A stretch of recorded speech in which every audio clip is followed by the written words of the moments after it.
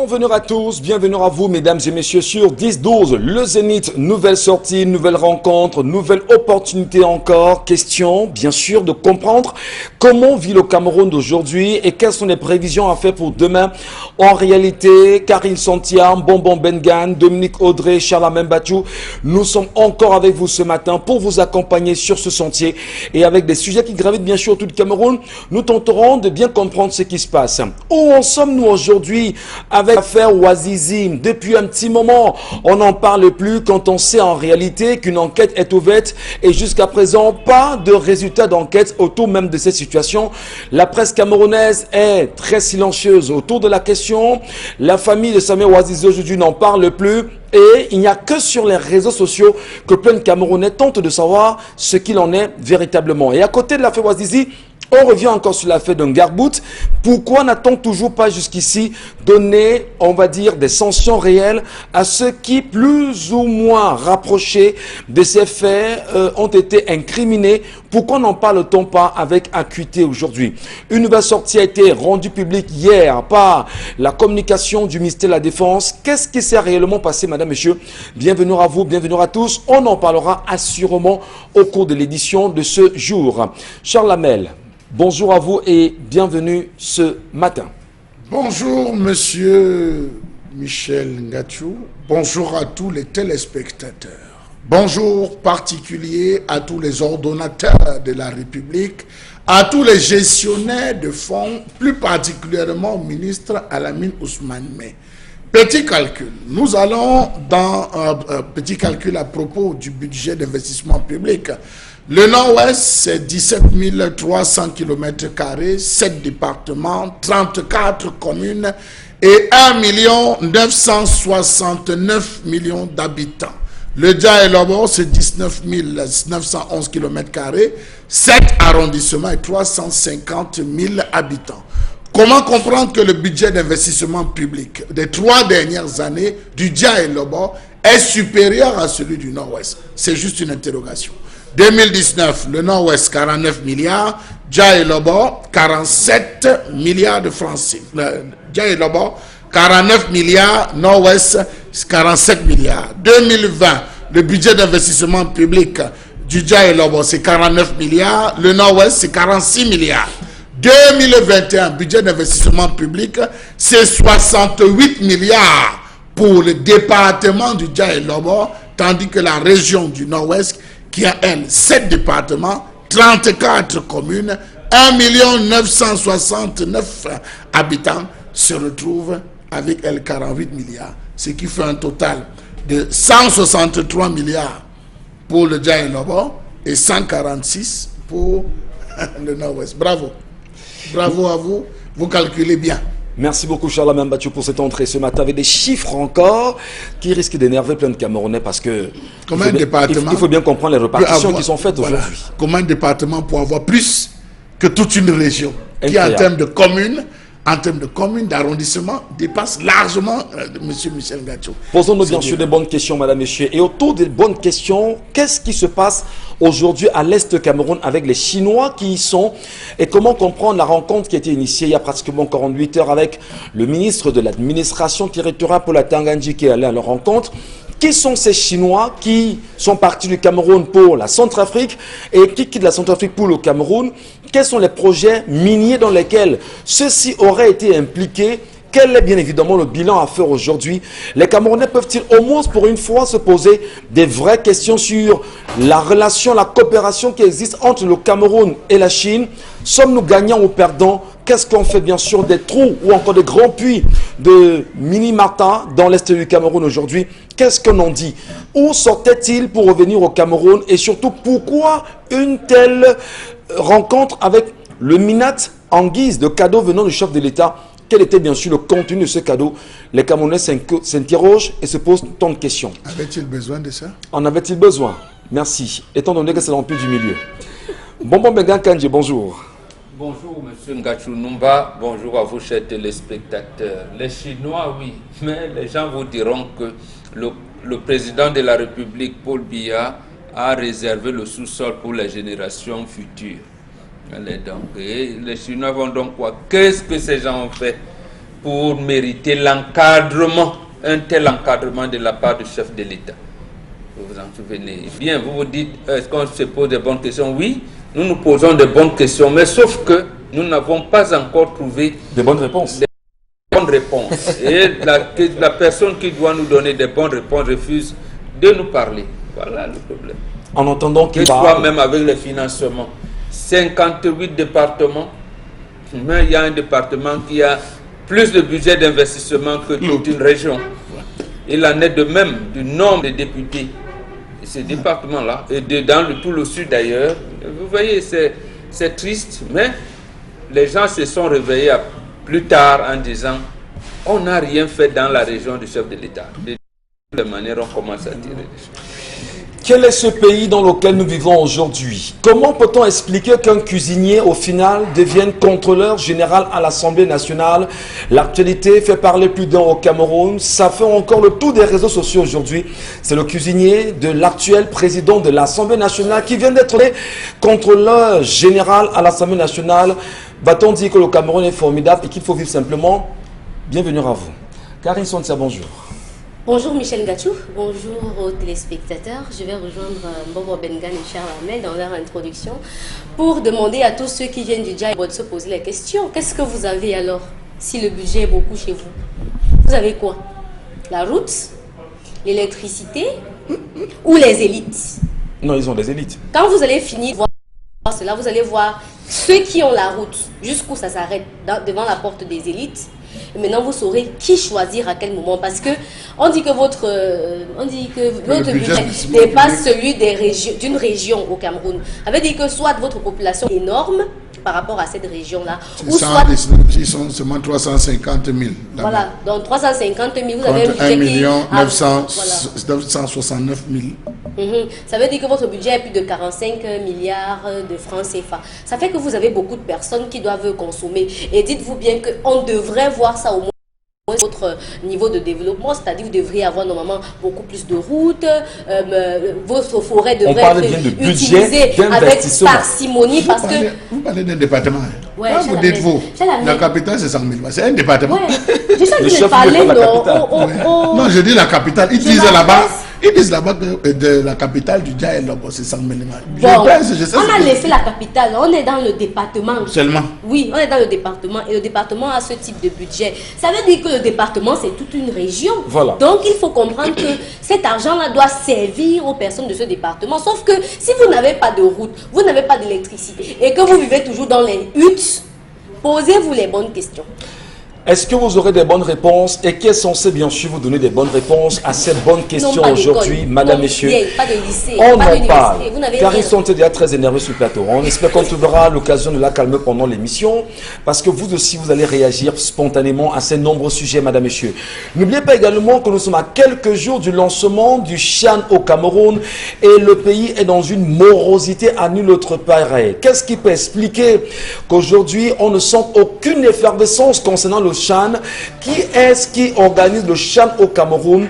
Est-ce que le ministre des Sports et de l'Éducation physique, qui d'ailleurs en s'est érigé comme étant président de l'organisation de cette compétition, en est capable de dire aux Camerounais, intéressez-vous au CHAN? Du moins, bonne question, les Camerounais se sont-ils exactement intéressés par le CHAN? À vous les réponses, madame, messieurs. Bonjour à vous, Dominique Audrey. Bonjour Michel Gachou, bonjour aux téléspectateurs. Ce matin, je vous raconte l'histoire d'une jeune fille de 15 ans. Elle est... je ne sais pas si je dois dire c'est l'histoire de la fille ou c'est l'histoire de la mère, parce que c'est la mère qui raconte l'histoire, mais l'histoire met en scène cette jeune femme. Donc la mère, la trentaine passée, raconte que dans sa première relation, son premier mariage, elle n'a pas pu faire d'enfant malheureusement. Et sa famille lui a donné une petite fille dans la famille. Et il faut dire que les parents de la petite fille de cette famille-là n'étaient pas aisés. La preuve, tous les autres enfants n'ont pas pu aller à l'école. Donc on lui a donné cette petite fille alors qu'elle était âgée de 4 ans pour qu'elle soit son premier enfant. Comme Père Bombok dit généralement, on vous donne un enfant pour vous accompagner. Donc elle a pris cette fille aujourd'hui qui est âgée de 15 ans et qui vit avec elle. Le problème de la dame, c'est que depuis que la fille est en classe de CE2, de cours élémentaire 2e année, elle subit des attouchements par le second mari de sa mère. Ils sont à 10 ans de mariage déjà. Elle subit les attouchements de ce dernier. La petite raconte que tout a commencé lorsqu'ils dormaient encore, qu'ils étaient dans une chambre et qu'elle partageait le lit et de la mère et du père. Elle dormait au milieu et que celui-ci, durant la nuit, mettait les mains dans ses sous-vêtements. Dans la mesure du possible, elle a repoussé. Jusqu'à très longtemps, il a continué de le faire et un jour, elle a décidé de tout dire à sa mère. Et pourquoi est-ce que tu as dit à ta mère? Elle dit que non, elle était déjà fatiguée de subir ça. Il la coincé dans les coins de la maison. Quand sa mère sortait pour aller au marché, il la touchait, il lui enlevait ses sous-vêtements, il triturait sa poitrine. Et la mère, lorsque la fille lui raconte l'histoire, elle décide de confronter son mari qui lui dit vraiment, je reconnais, j'ai l'impression que la femme qui était là avant toi elle m'a donné un truc, j'ai mangé, je suis certainement envoûtée, il faudrait que je prenne des choses pour me traiter et tout. Elle en a parlé à sa famille, elle dit qu'elle n'a pas parlé, la mère dit qu'elle n'a pas parlé à sa propre mère parce que sa mère d'abord est témoin de Jéhovah et si jamais sa mère apprend ce genre de choses, c'est la catastrophe. Et elle ne peut pas renvoyer l'enfant chez ses parents de peur que celle-là ne puisse plus aller à l'école et ramène une grossesse. Conséquence, elle a choisi de rester avec cet enfant-là. Personne dans la famille n'est disposé à prendre l'enfant. Elle a confronté son mari à plusieurs reprises, il lui a demandé pardon, mais à chaque fois, jusqu'au 25 décembre dernier, il a encore essayé de coucher, de violer sa petite fille. Donc, une fois même, le monsieur allait jusqu'à donner de la viande avec des substances à cet enfant pour que celle-ci s'endorme et lorsque l'enfant a goûté que c'était amer, ça n'avait pas le goût de la viande, elle a jeté, mais tout de même elle somnolait parce qu'elle a vu son père entrer dans sa chambre cette nuit-là. Donc cette maman ne voudrait pas que son mari soit inquiété, elle ne voudrait pas exposer son mari et également à côté, elle a peur que son mari puisse le faire même à d'autres enfants ou bien à sa propre fille qu'elle a pu avoir après cela.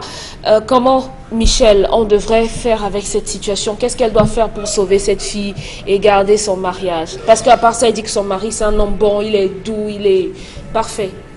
À part ça. Je ne suis pas sûr que j'ai la bonne réponse ce matin parce qu'en même temps, on va au passage saluer une de mes collègues, pour ne pas la nommer, Kedia, qui hier encore également, à travers les réseaux sociaux, est revenue sur un témoignage qui a frappé plus d'un concernant encore des cas de viol dans son enfance. Peut-être en la lisant, on comprendra mieux ce qui s'est réellement passé. Mais pour l'histoire de ce matin, il est important de prendre vos différents avis. Demandez votre avis d'abord. Qui ça? Demandez votre avis d'abord. Oui, je suis modérateur, je vous donnerai mon avis. Non, vous modérez les faits de société. Vous nous mettez au fait. Non, je donnerai mon avis. Est-ce qu'on modère les faits de société? On va au fur et à mesure évoluer parce que c'est quand même une histoire assez compliquée. Les histoires concernant les mœurs au Cameroun et les attouchements sur mineurs lorsqu'on est quand même mari et puis il y a une dame qui ramène sa petite soeur à la maison et que vous trouvez quand même de poser des actes pareils. Je pense premièrement que c'est à sévir avec la dernière énergie, c'est à réprimer et puis il faudra que la femme prenne les dispositions nécessaires pour au mieux protéger cet enfant, peut-être sortir cet enfant de cette famille et lui trouver un encadrement particulier ailleurs, je pense. Mais en attendant, prenons bien sûr les avis, puisqu'on parle de la vie Charles Amembatou, prenons celui de Karine Sontia ce matin. Quelle vous faites de l'histoire de ce matin et quelles sont, à votre avis, les solutions que vous préconisez? L'explication que la dame donne en disant que la famille de la petite ne peut pas prendre soin d'elle juste parce qu'elle est pas nantie ou alors parce qu'elle est une famille vulnérable n'est pas raisonnable. Tous les parents peuvent prendre soin de leurs enfants, peu importe le nombre. Peu importe le nombre. Ce n'est pas quand vous avez beaucoup que vous pouvez encadrer vos enfants. Vous pensez que les pauvres font comment pour avoir des enfants 8, 7 et jamais personne ne vient chez vous demander de la nourriture?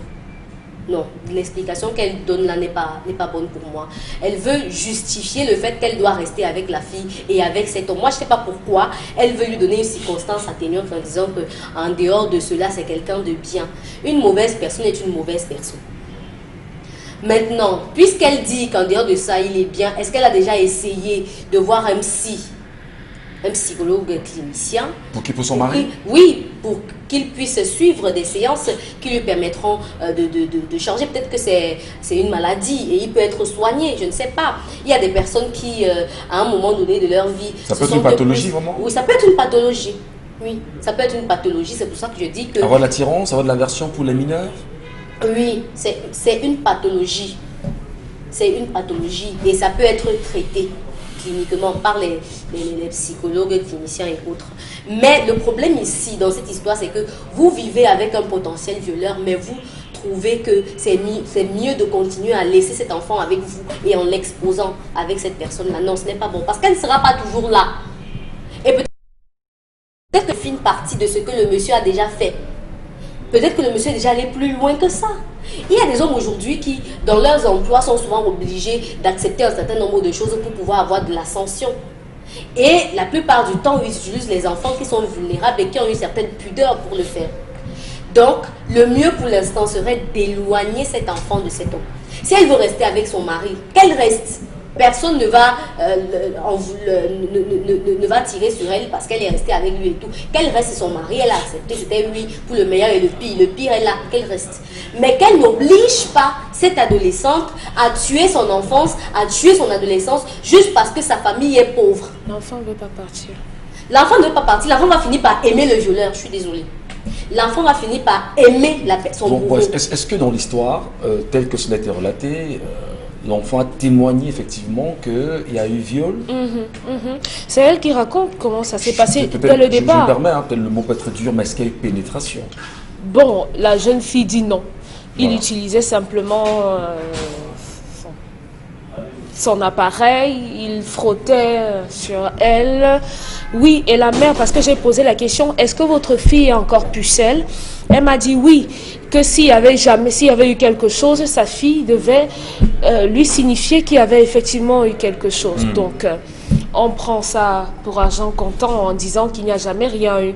Mais maintenant, il faudrait savoir, arriver à un certain âge, à entrer dans 16 ans, est-ce qu'on peut, avec un enfant qui a déjà subi ce genre de choses, est-ce elle n'est jamais, bon, il y a un certain nombre, beaucoup de questions qu'on devrait se poser. Elle devrait amener son enfant à l'hôpital également pour s'assurer. Si cette petite n'est pas atteinte du syndrome de Stockholm, c'est-à-dire qu'elle a commencé à aimer son bourreau, soit il y a que la personne lui fait des menaces. Parce que les personnes qui, les potentiels violeurs ont souvent des paroles qu'ils utilisent chez leurs victimes qui sont menaçantes. Et ça fait que la victime n'a pas le courage de parler ou de s'exprimer. Genre, si tu parles, je vais te tuer, je vais tuer ta maman, je vais te tuer, je vais faire ceci. Et les enfants ont souvent peur. C'est pour ça que je dis que les enfants, généralement, qui ont subi des viols, je vous assure, elles sont capables de dormir sous des ponts. Juste parce qu'elles fuient. Votre suite quand même, je vais simplement rassurer un téléspectateur que dans l'enquête cette histoire a été, du moins dans l'enquête qui a été menée, Dominique Audrey a pris la peine d'aller rencontrer également la maman, elle a rencontré également la petite fille, seulement le monsieur n'a pas été rencontré, mais elle a quand même pris la peine, vous avez tenté de le joindre, malheureusement ça n'a pas été fructueux pour prendre également son point de vue sur la question. Eh bien, il est important que l'on sache, Dominique Audrey, rapidement, qu'est-ce que de votre point de vue cette dame peut faire aujourd'hui pour protéger la petite fille? D'abord poursuivre l'homme, dans un premier temps, plus amoureuse de son mari, elle, la dame, ne veut pas s'en séparer. Elle veut également protéger la petite fille en nous laissant comprendre que la petite fille est...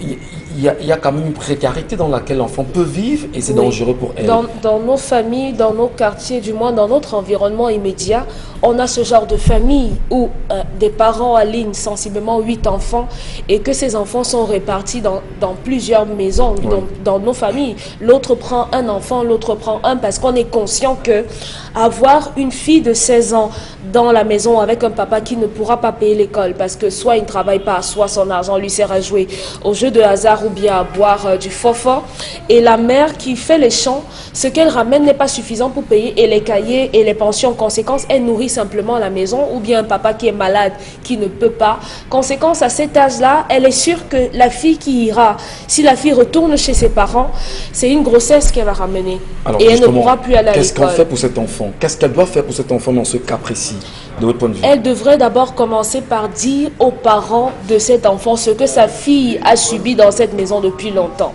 Parce que c'est plusieurs années que l'enfant a été dans cette situation-là. C'est de nombreuses années pendant lesquelles l'enfant a subi des attouchements. Maintenant, il y aura des conséquences psychologiques sur cette fille qui aura du mal à s'établir, qui aura du mal à avoir une relation normale lorsqu'elle aura atteint un certain âge avec les hommes. Ou alors, cette petite fille va se lancer précocement dans des relations.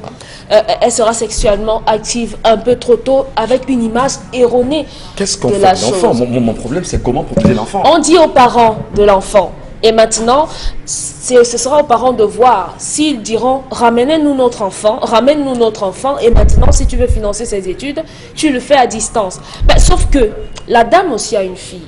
Qu'est-ce qui lui donne la garantie que sa fille à elle ne pourra pas subir cela? Qu'est-ce qui lui garantit que son mari, entre guillemets, ne pourra pas le faire à l'enfant de la voisine? Voilà. Est-ce qu'on reste avec un homme comme ça? Parce qu'il faut maintenant définir, c'est quoi l'amour? C'est quoi Non, l'amour? peut-être le premier point de vue de l'amour, parce que... Elle reste là, elle aime son mari. Elle non? aime son mari. Voilà, ça signifie quoi aimer un mari qui est plus prêt d'une à... fois lui dit, ben écoute, vraiment, j'avoue que je ne sais pas ce qui m'arrive, pour reprendre l'histoire parce qu'on a été ensemble dans cette histoire, je ne sais pas ce qui m'arrive, et vraiment je te promets que je ne le ferai plus. Mais il le refait encore. Encore et encore, et il donne l'argent à l'enfant, Voilà. prends ça, ne montre pas à ta mère, prends l'argent, fais ceci. Est-ce que ça ne cache pas quelque chose, Charles Membachou? Est-ce que cet homme n'aurait peut-être pas eu... Tremper dans les choses compliquées. Je vais dire, n'aurait pas eu des accords compliqués et chercherait peut-être, on va dire, victime? Comment est-ce que vous comprenez l'histoire ce matin, Charles? Quand je C'est suis compliqué quand même, hein. Dominique Audrey, venir poser la question de savoir qu'est-ce que l'amour, j'ai envie de quitter le plateau. Hein. Pourquoi? Elle aime quoi? Non! Parce que vous, Dominique Audrey, sur ce plateau, vous êtes la disciple, l'apôtre et l'archevêque de l'amour, c'est deux personnes. Oui. Subitement, aujourd'hui, ça devient... Et vous, vous êtes dans le supporter. Monsieur Michel Ngachou, je ne suis pas dans les conséquences parce que la réponse est retrouvée. Cette femme adore le luxe dans lequel et le confort elle Et vit. l'enfant C'est tout. aussi. La réponse est déjà tout trouvée. Parce que je ne pense pas qu'elle dit je ne vais pas renvoyer l'enfant parce que si je renvoie l'enfant va avoir une grossesse. Je n'ai pas envie de garder l'enfant. Mais c'est quoi cette histoire? Elle a déjà la réponse. La réponse est si je laisse l'enfant va se faire violer, va bien se faire attoucher et peut-être l'enfant même sera enceinte sous mon toit. C'est très clair. Monsieur Michel, moi je dis, là je parle en tant que bantou. Quand un enfant vous est donné, on prend l'enfant avec la main droite, on tend. Dès que vous prenez, la personne qui vous a donné ne reprend plus l'enfant. C'est votre enfant. C'est à vous de prendre et d'assumer l'entière responsabilité de cet enfant, quel que soit le lieu. Même si vous l'abandonnez, même s'il se marie, vous décidez de partir devant les ancêtres de Dieu, vous serez comptable de tout ce qui arrivera à cet enfant. Premier point. Quand une fille veut aller en mariage chez les Bantous, aujourd'hui on a insulté les traditionnalistes, je vois tous ces vents qui montent, oh les Bantous, oh, monsieur Michel, quand une jeune fille veut aller en mariage, on cherche. Est-ce que cette fille est prête pour le mariage? Est-ce que son étoile du mariage est allumée? Est-ce que cette étoile brille? Oui. Est-ce que celui qui vient est bon? Est-ce que la famille où elle va sera une bonne famille? Va l'accueillir? On pose toutes les questions. Qu'est-ce que met la bonne famille? Monsieur Michel, quand je dis est-ce que ce sera une bonne famille, est-ce que cette famille va la prendre comme un enfant de cette famille, un nouvel enfant de cette famille? Un détail Monsieur qui Michel. me revient, je vous en prie, monsieur Mbachou. Lorsqu'elle a essayé de parler de cela à sa belle-sœur lui a dit vraiment il faut avoir du coup, il faut bien faire attention à l'enfant. Donc elle dit que le sous-entendu c'est on sait qu'il a eu l'habitude de faire ça et ça peut être l'une des raisons du départ de sa première épouse. On pose les bonnes questions. Lorsqu'on a suivi, on s'est rendu compte que c'est une bonne famille, monsieur Michel Ngachou, il y a ce qu'on appelle le dernier lavage qu'on fait à la jeune fille. C'est une bénédiction que les mamans donnent. Lesquelles mamans? Les tantes. Ouais. C'est vous qui voulez, je dis les mamans, Ouais. c'est maman lui donne parce qu'on la retire. À l'époque, il y avait ça, il y avait une case qu'on construisait, on prenait toutes les jeunes filles du village qui étaient embarquées, elles sortaient de là que pour aller se laver, rentrer se soigner avec l'huile de palmiste et le padouk. le bois rouge là qu'on écrasait, elle ne se roignait, on la préparait, on les préparait pour le mariage. Aujourd'hui, c'est je suis à l'église, j'aime mon gars, je fonce. Vous n'avez rien à me dire, je pars me marier. Voilà un mariage qui n'a pas été préparé. Ce mariage n'a pas été préparé. Traditionnellement. Oui, elle vous parle de mon premier mari, mon premier mariage. Donc elle a un second, et là voilà qu'il se prépare à entrer dans un troisième mariage, parce que forcément, la conclusion sera, je suis sûr, qu'elle quitte ce monsieur, qu'elle va fonder notre famille, qu'elle va rester dans son coin pour élever son enfant. Parce qu'à première vue, et l'information de dernière minute nous garantit que cet homme s'est connu. Si ça avait été chez les Bantou, on procédait tout simplement à la castration. Je vous dis, on ne passe pas par 20 chemins, on procède à la castration. Monsieur Michel, il faut dire que quand on parle d'attouchement, il y a un enfant qui se lève pour vous dire il y a des attouchements sur moi. Un enfant. Ça veut dire que l'enfant a pris toute la mesure. L'enfant qui est un fin psychologue, plus que vous l'adulte, a pris tous les contours de l'affaire en ouvrant la bouche pour vous dire l'enfant a déjà mesuré. Ça veut dire que c'est extrêmement grave. Est-ce que quand l'enfant déjà... L'enfant que nous avons vu avait environ 15 ans. Je dis l'enfant qui ouvre déjà la bouche. Les enfants savent cacher, comme le disait Karim. Mais l'enfant qui ouvre déjà la bouche, sachez que l'enfant atteint le degré de saturation. Ce n'est plus, on n'est plus à l'heure de demander on va faire comment, on va comment. C'est à l'heure d'appliquer une sanction immédiate. Qu'elle convoque les deux membres, les deux chefs de famille en disant voilà ce que je suis en train de vivre dans mon foyer. Les deux chefs de famille, même les femmes, quand ça concerne le viol, on n'implique pas les femmes. Les femmes réfléchissent et agissent avec les émotions et les organes. On appelle les chefs de famille, les deux hommes. Voici ce que votre fils est en train de faire. Je ne sais pas, moi ça m'est étrange. Voici ce que ma fille, pas la fille que j'ai prise quand je venais à mariage. Voilà ce que ma fille est en train de vivre. Voilà la situation. Que me conseillez-vous? Ils prennent une décision.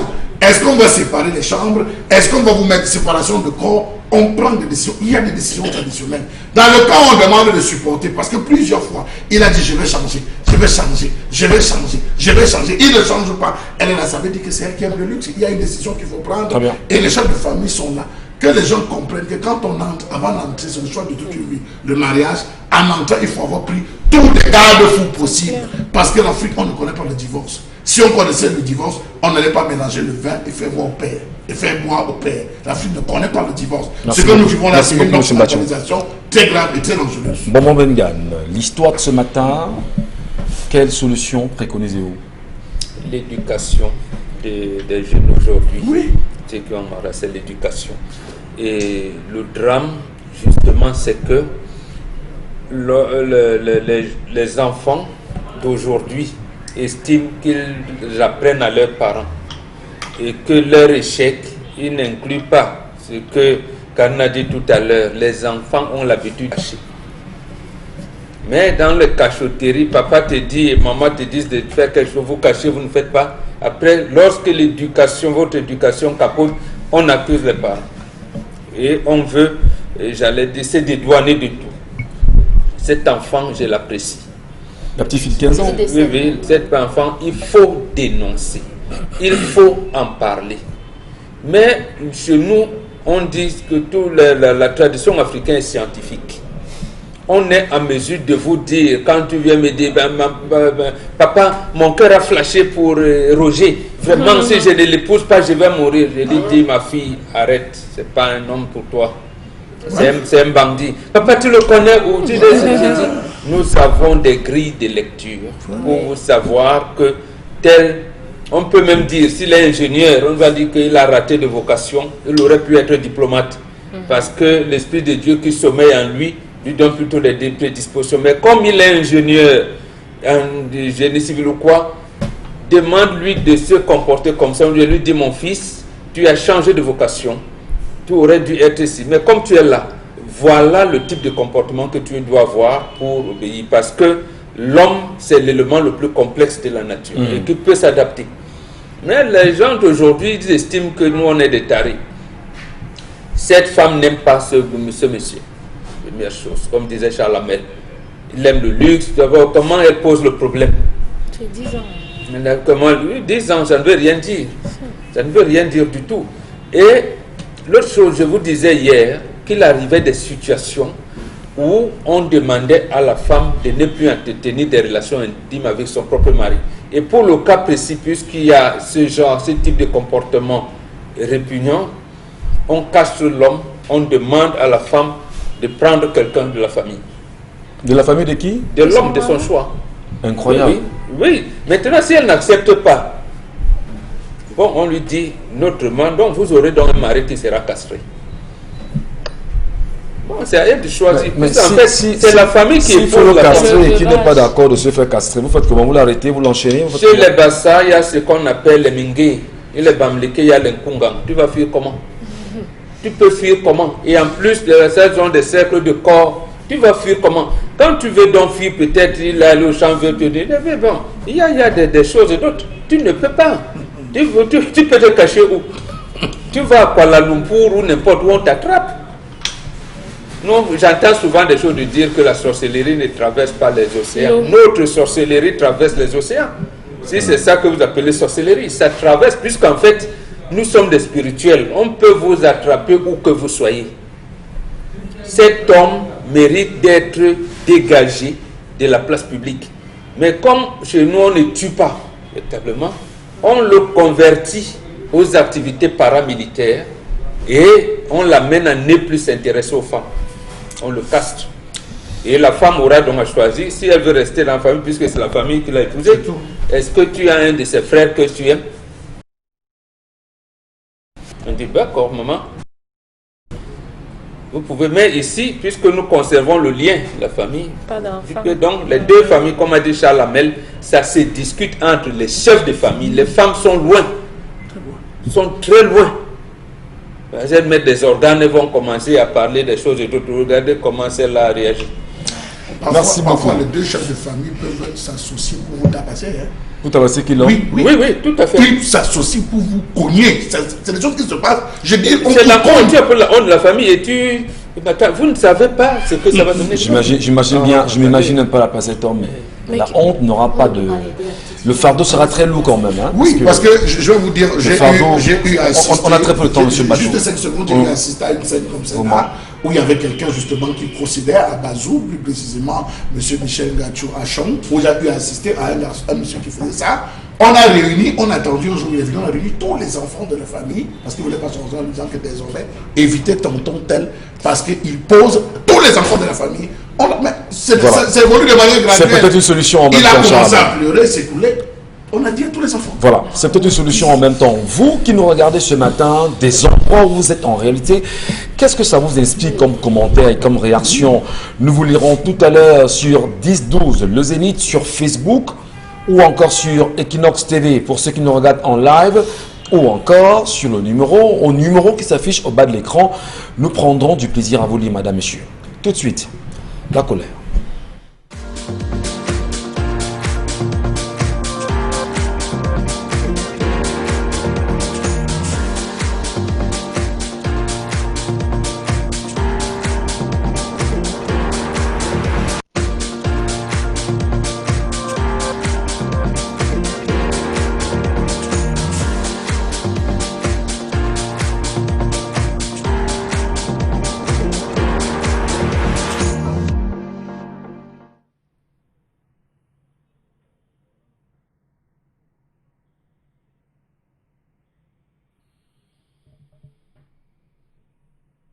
Je m'interroge ce jour sur la question du non-paiement des contributions financières du Cameroun auprès des organisations internationales.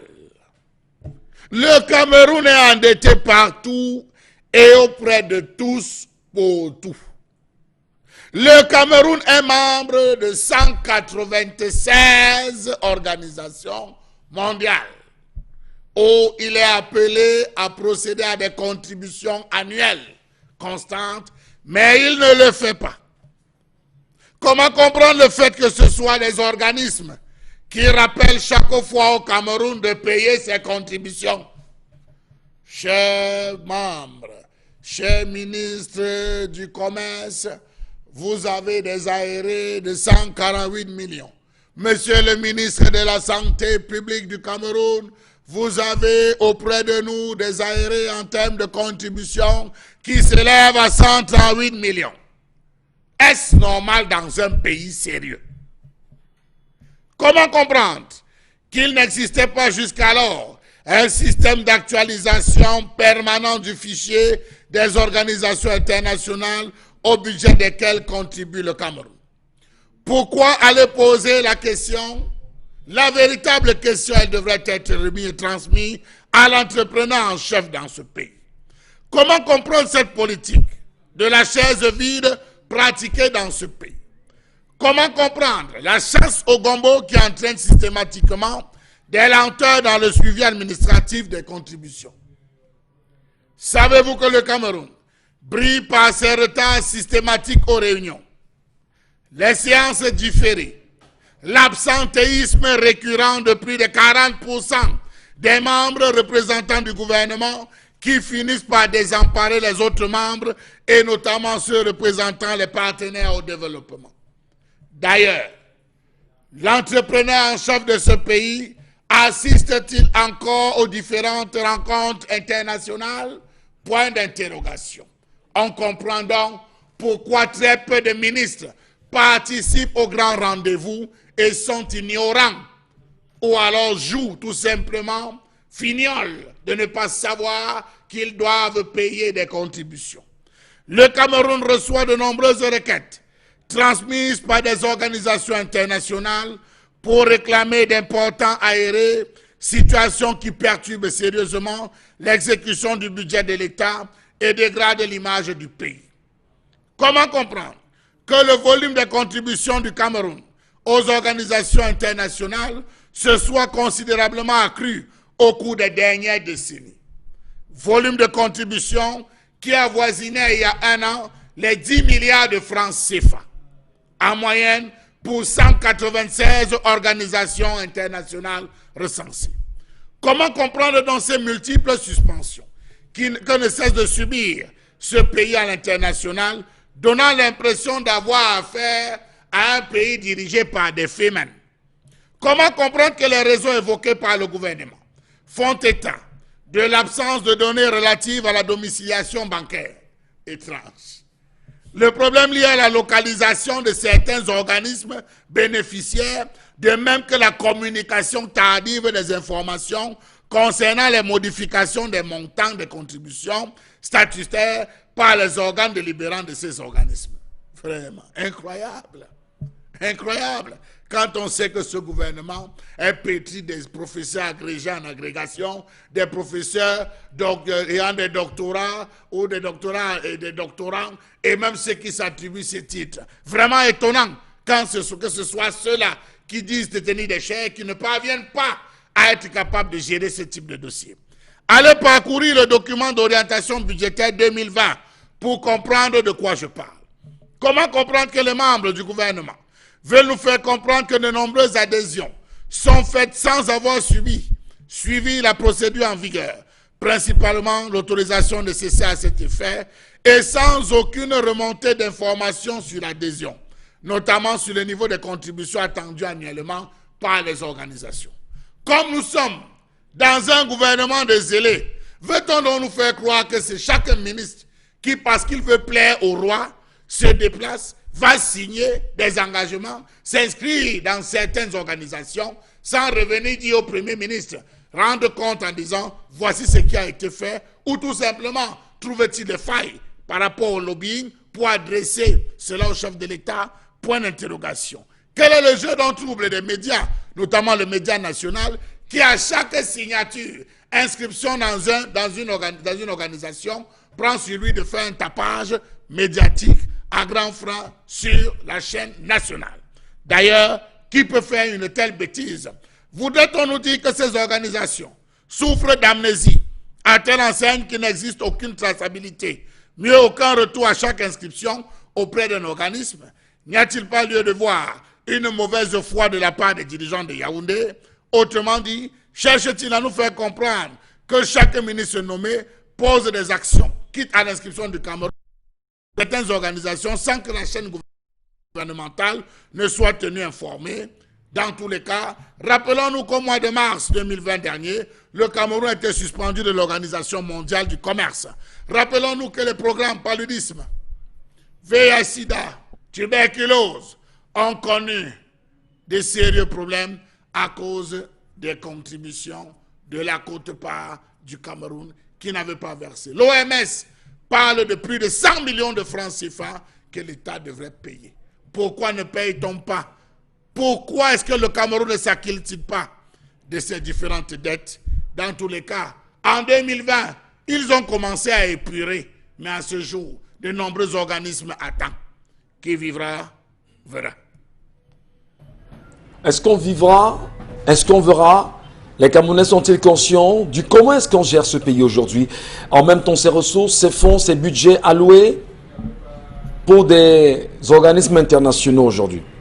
Quel regard, vous, Camerounais, vous jetez sur l'image que ces dirigeants ou encore les gouvernants, si vous voulez, le gouvernement camerounais qui est censé s'assurer de ces réalités, quelle est l'image que le Cameroun renvoie à l'extérieur aujourd'hui? Au-delà de cette question, on est quand même en train de se demander quelle est l'approche diplomatique que le Cameroun renvoie vis-à-vis de la communauté internationale à travers ses institutions ou organismes internationaux. Madame, Monsieur, le regard, organismes internationaux, merci. Madame, Monsieur, le regard ou encore la prestation est la vôtre ce matin. Nous tenterons encore de vous montrer réellement comment le Cameroun fait tout pour se discréditer à l'international. Finalement, qui doit-on accuser? Qui doit-on regarder? Où est le problème? Ensemble, justement, vous semblez avoir la réponse. Passez-la à nous, s'il vous plaît. Bonbon Bengan Kandji. On parle justement d'image du Cameroun écorché. On parle de diplomatie actionnante. Désuète d'ailleurs, avec de telles attitudes. Qu'est-ce qui peut bien justifier la non-cotisation justement du Cameroun auprès de ces organismes internationaux aujourd'hui? C'est quoi le problème? C'est qui le problème de votre point de vue? C'est le chef de l'État. Toujours. Il a peur des Camerounais qui émergent sur le plan international. C'est tout.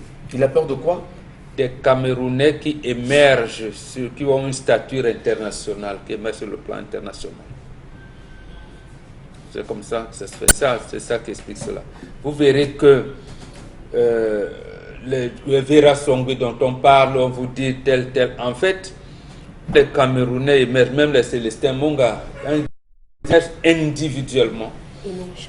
Les Longchong, les Ritinje et tout, on peut en citer, on vous dira. Ce sont ces organismes-là qui viennent dire, mais attendez, nous avons une de vos filles, vraiment, c'est pas normal. Et nous, on veut. Mais, parce que le système des Nations Unies fonctionne par parrainage.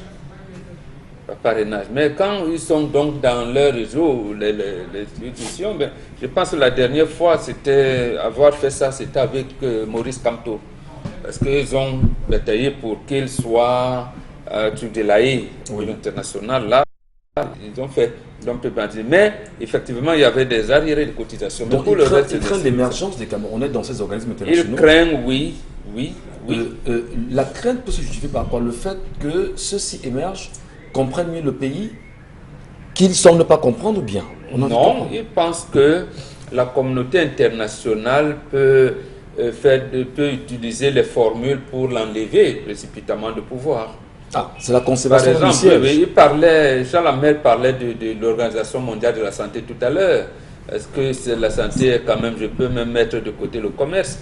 Les quotes-parts des cotisations ont été revues en 2017. Le Cameroun, parce que généralement, on ne donne pas pourcentage, on définit le budget de l'organisme en question, on divise par pourcentage du PIB de chaque pays. Pour le cas du Cameroun, à l'OMS, je pense en 2017, c'était 0,0120 dollars de contribution. Et on a revu ça à 0,0100. Ça correspondait à une bagatelle de 55 millions, 55 millions 740 000, quelque chose comme ça. C'est-à-dire que le Cameroun doit contribuer au sein de l'OMS. Le Cameroun n'a contribué qu'à hauteur de 27 millions. Il restait, je pense, 23 225 à payer. Il n'a pas payé.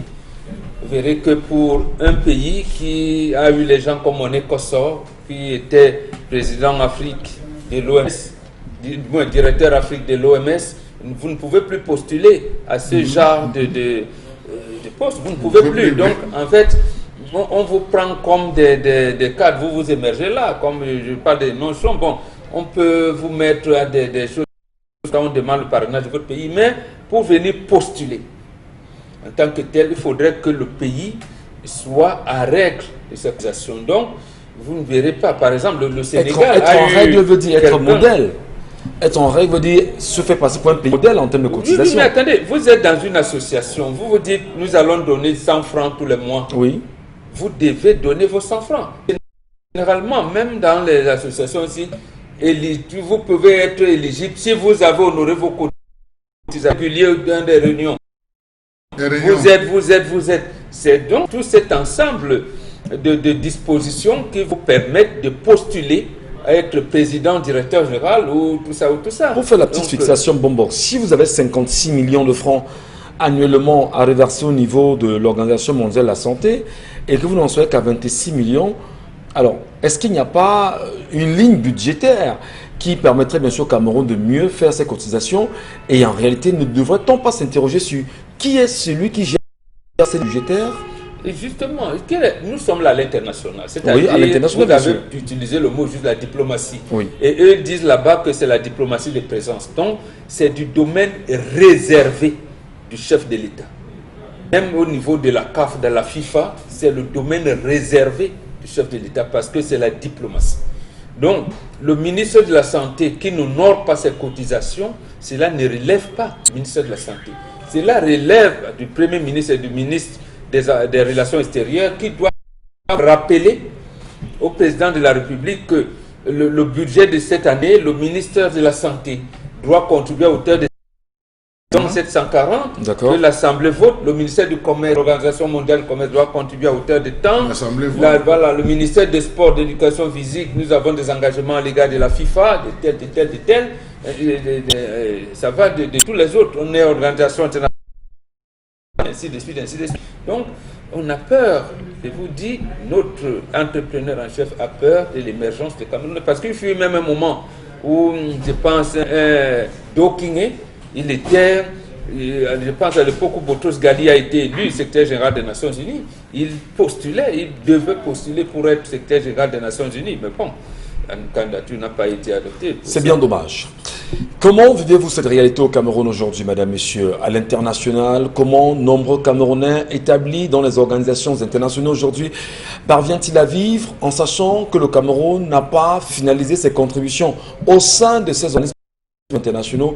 Le problème est-il exactement le chef de l'État, son Excellence Paul Biya, qui ne s'en assure pas au final? Qui sont ceux qui sont censés mener à bien ce travail aujourd'hui? N'est-il pas quand même un peu trop Karisontia? On peut se dire quand même, il y a une ligne budgétaire, c'est une diplomatie qui doit être gérée par le chef de l'État lui-même. Il a certainement délégué les personnes qui doivent gérer ceci. Peut-être on lui a fait des comptes rendus, mais quand on soit nous en sommes, n'est-il pas également un échec de la gouvernance nationale vers l'international aujourd'hui et palpable à travers ces cotisations manquées? Si, on peut bien voir l'échec et cela va même de l'image que le Cameroun renvoie à l'international comme un pays qui est toujours endetté, un pays qui ne paye pas ses cotisations. Ça veut dire que c'est un pays qui n'est pas très fiable pour vous si vous voulez faire un investissement.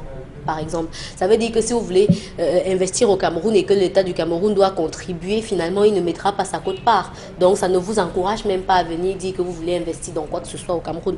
Mais il faut dire que lors de la session de juillet 2019 à l'Assemblée nationale, il y a un débat qui a été amené par les membres du gouvernement. Le débat consistait notamment à la réduction des adhésions du Cameroun dans les organisations internationales parce qu'il se disait que ça coûte beaucoup trop cher au Cameroun. C'est environ 10 milliards de francs CFA en 10 ans pour les 196 organisations internationales.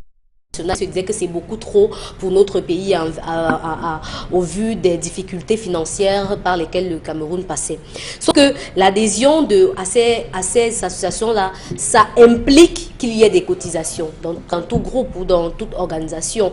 Et les Camerounais, M. Bachou a soulevé ici les raisons pour lesquelles ils disent ne pas pouvoir payer. Parfois, ils disent qu'il y a des difficultés parfois on ne respecte même pas les critères d'adhésion, c'est-à-dire que de nombreuses adhésions sont faites sans avoir suivi la procédure autorisation nécessaire à cet effet, aucune remontée d'informations sur l'adhésion en ce qui concerne les contributions. Donc parfois, on adhère à une organisation sans que le gouvernement lui-même ne soit au courant ou encore sans que le Premier ministre ne sache de quoi ça retourne, c'est-à-dire que ce que ça va demander comme cotisation et toutes les informations qui vont avec.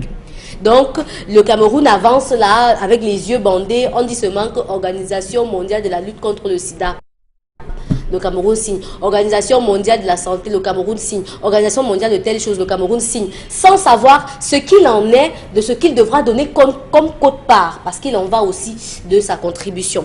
Maintenant, après cela, on va dire que le ministère des Finances a expliqué en janvier 2020 que le retard, M. Batoula aussi a expliqué, mais il faut dire que il y a plusieurs sanctions auxquelles le Cameroun fait face aujourd'hui parce que il a été sanctionné par l'Organisation mondiale du commerce, une sanction administrative de catégorie 3 qui consiste en la suspension de toutes les activités d'assistance technique ou de refus de tout accès aux formations organisées par l'Organisation mondiale du commerce. Ça veut dire que à chaque fois que l'OMC va organiser une formation ou des séminaires et autres, le Cameroun ne devra plus envoyer ses représentants pour bénéficier des formations justement parce qu'ils ne participent pas aux cotisations. Pourtant, c'est une organisation qui permet qui a de très bonnes fonctions, accords commerciaux multilatéraux, servi d'enceinte pour les nouvelles négociations. Mais il faut dire qu'il y a une nouvelle tendance aussi au Cameroun qui explique que appartenir à ces organisations mondiales ne sert à rien. C'est une nouvelle tendance qui est née, qui dit que le Cameroun dépense pour rien parce que ça ne nous apporte à rien. En fait, ça nous fait même perdre en devises parce qu'elle n'aide que les grandes firmes internationales à accentuer leur commerce au Cameroun et pas l'inverse. Très bien. Karine Santia, merci beaucoup. Merci pour ces explications ce matin. Merci, madame, messieurs. Mais on se demande quand même comment les Camerounais vivent-ils lorsqu'ils savent qu'il y a des cotisations à l'international et qui ne sont pas respectées. Comment les ministres du Cameroun regardent-ils ce matin lorsqu'on en parle effectivement et qui n'osent pas dire au chef de l'État ce qu'ils en ont fait? Ou encore, si le chef de l'État nous regarde ce matin, nous lui adressons notre sympathique bonjour. On en reparle. Bon retour mesdames et messieurs, merci encore. Attention, qu'est-ce qui se passe au Cameroun aujourd'hui avec le CHAN? Comment les Camerounais vivent-ils telle compétition au Cameroun? L'interpellation est faite bien sûr ce matin à l'endroit du ministre des Sports et de l'Éducation physique qui jusqu'à présent a pris sur lui d'organiser ce CHAN et qui pour les Camerounais est extrêmement morose, mauvaise communication, très mauvaise communication d'ailleurs, aucune émulation, aucun mouvement dans le pays et la direction touristique du Cameroun. Comment vendra-t-il le tourisme camerounais à travers ce CHAN? Quelles sont les garanties sécuritaires données aujourd'hui autour de l'organisation du CHAN au Cameroun, notamment dans les régions dites anglophones, qui d'ailleurs, selon certaines indiscrétions avec les frères camerounais d'expression anglaise, mais surtout entre guillemets ambazoniens, ont laissé entendre la CAF qu'ils ne vont pas laisser justement ces compétitions se jouer dans cette partie du Cameroun aujourd'hui. Que nous dit exactement Narcisse Moule-Kambi il y a quelques jours de cette organisation? Le ministre des Sports et de l'Éducation physique est-il le technicien avéré? Est-il la personne qui sait comment on organise de pareilles compétitions? Est-il un événementiel du sport ou encore de grandes compétitions? Qu'est-ce qui peut justifier l'accaparement du ministère des Sports et de l'Éducation physique de l'organisation du CHAN aujourd'hui? Pourquoi avoir écarté exactement la Fédération camerounaise de football? Où est le président, son président? Que fait-on des techniciens? Et que dire d'une organisation de la CAN sur un sol Camerounais quand on sait que l'année a été écoulée sans qu'il n'y ait une réelle organisation du championnat amateur dans ce pays? Madame, messieurs, allez vous poser les bonnes questions. Puisqu'on se pose les bonnes questions au quotidien, peut-être le ministre des Sports et de l'Éducation physique, Narcisse Moule-Kambi, peut nous donner des réponses dans les jours à venir, tout en vous rappelant quand même que Albin Bengue, qui lui s'occupe de la communication, aurait choisi aujourd'hui de délivrer des accréditations aux journalistes, tout en regardant d'abord les communications de ces derniers dans les forums WhatsApp. Si vous parlez mal de la fédération ou encore vous parlez mal de l'organisation, on ne vous donnera pas d'accréditation. Comment expliquer cet état de choses? Qu'est-ce qui peut justifier qu'on s'arrête là-dessus et qu'on ne donne pas un visage reluisant au Cameroun à travers le CHAN? Bienvenue à vous, madame, monsieur, pour la deuxième partie de votre émission. C'est 10-12, le Zénith, et nous sommes bien sûr au Zénith avec vous. L'histoire de ce matin, peut-être pas l'histoire, la colère de ce matin nous ramène sur le réel problème des cotisations, des non-cotisations au niveau des organismes internationaux par le Cameroun. C'est une histoire qui interpelle plus d'un, c'est une réalité à laquelle, Dominique Audrey, vous aussi, vous pensez que le Cameroun devait faire quelque chose, au plus vite quand même. Oui, à la base, lorsque vous essayez de parcourir ce en quoi consiste la plupart des organisations, rassurez-vous que je viens de découvrir une autre là tout de suite, l'Organisation internationale des bois tropicaux, et qui consiste aussi à la conservation, de la gestion durable et tout. Mais la question que je me pose, c'est lorsque vous voyagez, vous décidez de sortir de la ville, vous voyez de façon sauvage comment le bois sort, comment est-ce qu'on conserve ce bois? Je ne sais pas, parce que apparemment c'est cette organisation qui gère la vente et tout.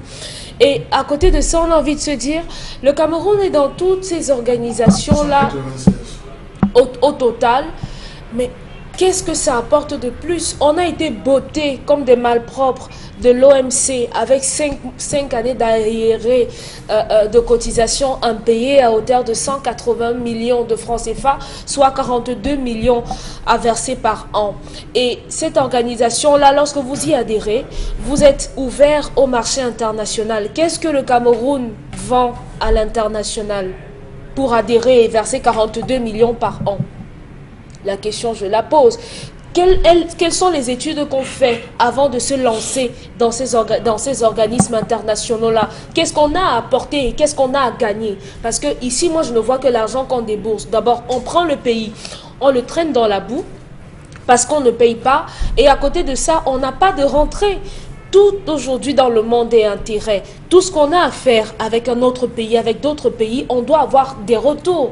Sauf qu'aujourd'hui, non seulement le Cameroun est sali, mais en plus, on a des dettes sans rien gagner en retour. Donc aujourd'hui, on a la francophonie, si je ne me trompe, on a l'OIBT avec les bois tropicaux et énormément d'autres organisations internationales. À quoi est-ce que ça sert? À quoi est-ce que ça sert puisque ça n'apporte rien de plus au pays? De base, c'est censé mettre le pays à un certain standing avec d'autres pays. C'est censé vendre le pays. Mais sauf qu'une personne qui est endettée, une personne qui n'est pas responsable, parce que c'est ça aussi être responsable, d'assumer les engagements, de respecter les engagements qu'on prend, ça fait que de toute façon, lorsque le Cameroun voudra même faire quelque chose de bien dans une organisation qui pourrait être profitable pour nous autres, on vous dira non, votre passé, on sait comment est-ce que vous avez fonctionné dans telle organisation, dans telle autre organisation, donc on ne veut pas de vous ici avec nous. Donc, moi je suis d'accord, ça c'est depuis 2019, si je ne me trompe, 2020, qu'on a pensé à sortir de certaines organisations à cause des charges que ça impliquait. Il faudrait qu'on sorte et qu'on rationalise où est-ce qu'on va rester, ce qu'on va apporter de plus. Et ce que ça rapportera bien sûr au pays. Rapportera. Moi, je serais partante pour qu'on puisse reconquérir l'OMC et en favorisant le commerce, en favorisant les productions locales qu'on pourra vendre en dehors. C'est un marché qui s'ouvre. Il faut qu'il y ait aussi une politique camerounaise sur l'exportation à effectuer. Ça va de pair. Si on donne la possibilité, on donne les moyens, on aménage l'espace pour que nos producteurs locaux, ça c'est avec le ministre Basilekin 3, si 2, 3, bon, Basilekin, c'est 3, oui, Basilekin, si il réussit à aider par exemple les producteurs, les sculpteurs et autres à son niveau et qu'on réussit à aller à l'extérieur, vous savez, les étrangers aiment bien les trucs qu'on a chez nous ici, on pourra être compétitif, on pourra gagner, donc rembourser la dette et choisir des organisations importantes. Très bien. Oui. Le Cameroun pourra-t-il faire quelque chose exactement pour en sortir aujourd'hui? Qui sont ceux qui sont tenus pour responsables de cette gabégie autour des cotisations dans ces organismes internationaux? Au-delà de l'interpellation, 10 milliards par an, oui, 10 milliards par an. Au-delà de l'interpellation apportée ou encore adressée au chef de l'État aujourd'hui, Charles Amène Batiou, il faudrait que quelque chose soit fait au plus vite. Si quelque chose devait être fait, qui doit le faire? Qu'est-ce qu'il faut faire? Et à quel moment doit-on le faire pour en sortir? La première chose, il faudrait qu'on dise à tous les ministres d'arrêter de plaire au roi. les courtisans de la cour, arrêtez de plaire au roi. Mais En voulant vous mettez le doigt dans l'œil là, monsieur Mbatcho. Monsieur Michel Ngachou, en voulant plaire au roi, on finit par induire le roi dans des erreurs incommensurables, monsieur Michel. C'est très important parce que, rappelez-vous, permettez-moi, hein, je prends de cet exemple, vous vous rappelez la dernière fois, je pense que lorsque le ministre du Développement, de l'Habitat et du Développement urbain, l'actuel ministre était allé signer, je pense bien, un contrat où c'était, elle avait inscrit, réussi à avoir un truc au niveau de l'ONU, Habitat, je pense bien quelque chose comme ça. Elle était rentrée, mais on avait triomphé, on avait célébré ça comme si M. Michel Ngachou, c'était un trophée. Mais qu'on arrête de plaire au roi. Travailler pour le pays. Vous vous rappelez lorsqu'on avait ramené cette fille, la jeune fille qu'on appelait Prudence, qui était torturée, je pense c'était au Koweït, je ne sais pas si c'était au Koweït, qui était torturée, on avait dit non, on a affrété des avions. C'est plus tard qu'on s'est rendu compte que c'était l'organisation internationale de, je crois, des migrants, migrations, l'OIM. Je pense bien qu'il a pris sur elle de faire entrer le Cameroun, les membres de cette organisation, et qui avait remis 65 000 à chaque individu. On avait dit c'était l'État du Cameroun. Faux! C'est ça le principe. Voyez ces organisations comme les tontines. Mais dans les rendus publics, on nous a fait savoir que c'est le Cameroun qui s'en est occupé. Mais je vous dis non. Dans certaines investigations, on se rend compte que ce n'est pas le Cameroun qui a fait le Monsieur Michel Ngachou, il faut le savoir. Voyez ça comme des tontines. Regardez que depuis pratiquement 20 ans, monsieur Michel Ngachou, hormis le programme, les objectifs des programmes nationaux de lutte contre le sida, le paludisme ne sont pas atteints depuis. Allez fouiller, on dit. Rupture de ceci, rupture de cela. Dans les cotisations avec l'OMS, il est plus en cas de sinistre, en cas de... L'organisation prend d'abord sur elle de parler en attendant que dans les différentes cotisations, on pallie. Vous avez vu le sinistre à Haïti. C'est le monde entier qui s'est levé. C'est parce que vous êtes membre de ces différentes organisations. C'est comme notre tontine qu'on fait quartier à la caisse malaire et à la caisse voilà. Quand vous n'êtes pas en règle, on ne vous aide pas. Est-ce que vous savez qu'il y a eu plusieurs, il y a eu les cas de vaccins, le cas de certains médicaments, de rupture, que on demande d'abord, on dit il y a rupture, il y a rupture. Lorsque les gens approchent, on dit payer d'abord. Payez d'abord. Soyez en règle. Pourquoi c'est si difficile de gérer 10 milliards quand à longueur d'année? Mais vous allez vous rendre compte, monsieur Michel Ngachou, que tout au cours de l'année, on fait tout pour démontrer que le Cameroun n'a pas d'argent. Regardez la politique. Jusqu'aux années 2000, le Cameroun était un pays comme ça. Est-ce que vous savez que c'est le Cameroun qui partait batailler à l'international pour le positionnement de ses fils? On dit non, il faudrait qu'il y ait un Camerounais à l'ONU. Il faut qu'il y ait un Camerounais à l'UNICEF. Non, il faut qu'il y ait un Camerounais à l'UNESCO. Partout dans le monde entier, on faisait tout à l'époque pour positionner les Camerounais, pour faire briller le Cameroun. Bon, on a cité quelques illustres, bien des personnages de regretter mémoire. Mais d'où vient-il qu'à un moment donné, on empêche, on bat la voie et le Cameroun ne cesse de s'enfoncer, crédit sur crédit, endettement sur endettement. À des moments, vous vous rendez compte que lors de la crise humanitaire, alors que le Cameroun, au Nord-Cameroun, on était en train de regarder, je pense que c'était l'invasion des criquets, puis il y avait une famine, on regardait vers l'OMS, on regardait, c'est Muammar Kadhafi qui s'était levé de son temps pour affréter 2 avions avec des sacs de farine, et ceci, en disant que je règle d'abord. Vous allez rembourser par la suite. Non, mais Charles, alors, monsieur Michel, est-ce qu'à un moment donné, permettez, je vous en prie, vous savez, c'est toujours des colères. Et lorsque vous les faites ici, chaque Camerounais qui nous regarde et avec qui nous échangeons au quotidien, nous portons le regard sur le premier Camerounais, sur l'entrepreneur en chef lui-même. Vraiment, avec tout le respect que nous devons à l'entrepreneur en chef, sans prendre position sur ces faits, véritablement, est-ce qu'on n'a pas le sentiment, et là, trivialement, on se pose la question, est-ce qu'il apporte vraiment à ce pays? La question posée là aux parlementaires, ils vont vous répondre. C'est eux qu'on a mis devant pour nous répondre. En réalité, donc, on a des parlementaires qui sont faux. Oui, qui sont la question aux parlementaires. Le Cameroun. Nous sommes la presse Voilà. à l'appel. Nous aussi, on peut répondre. On Si vous voulez, je vais vous aider. C'est quand même assez grave, mon moment. Mercredi, le 12 juin 1974, l'Organisation de l'Unité africaine s'est réunie à Mogadiscio. L'organisation de l'Union africaine. Oui, voilà. L'Organisation de l'Unité africaine s'est réunie à Mogadiscio, en Somalie. Oui.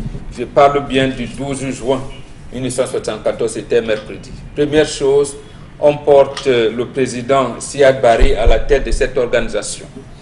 Deuxième jour, le président Gowon de Nigeria,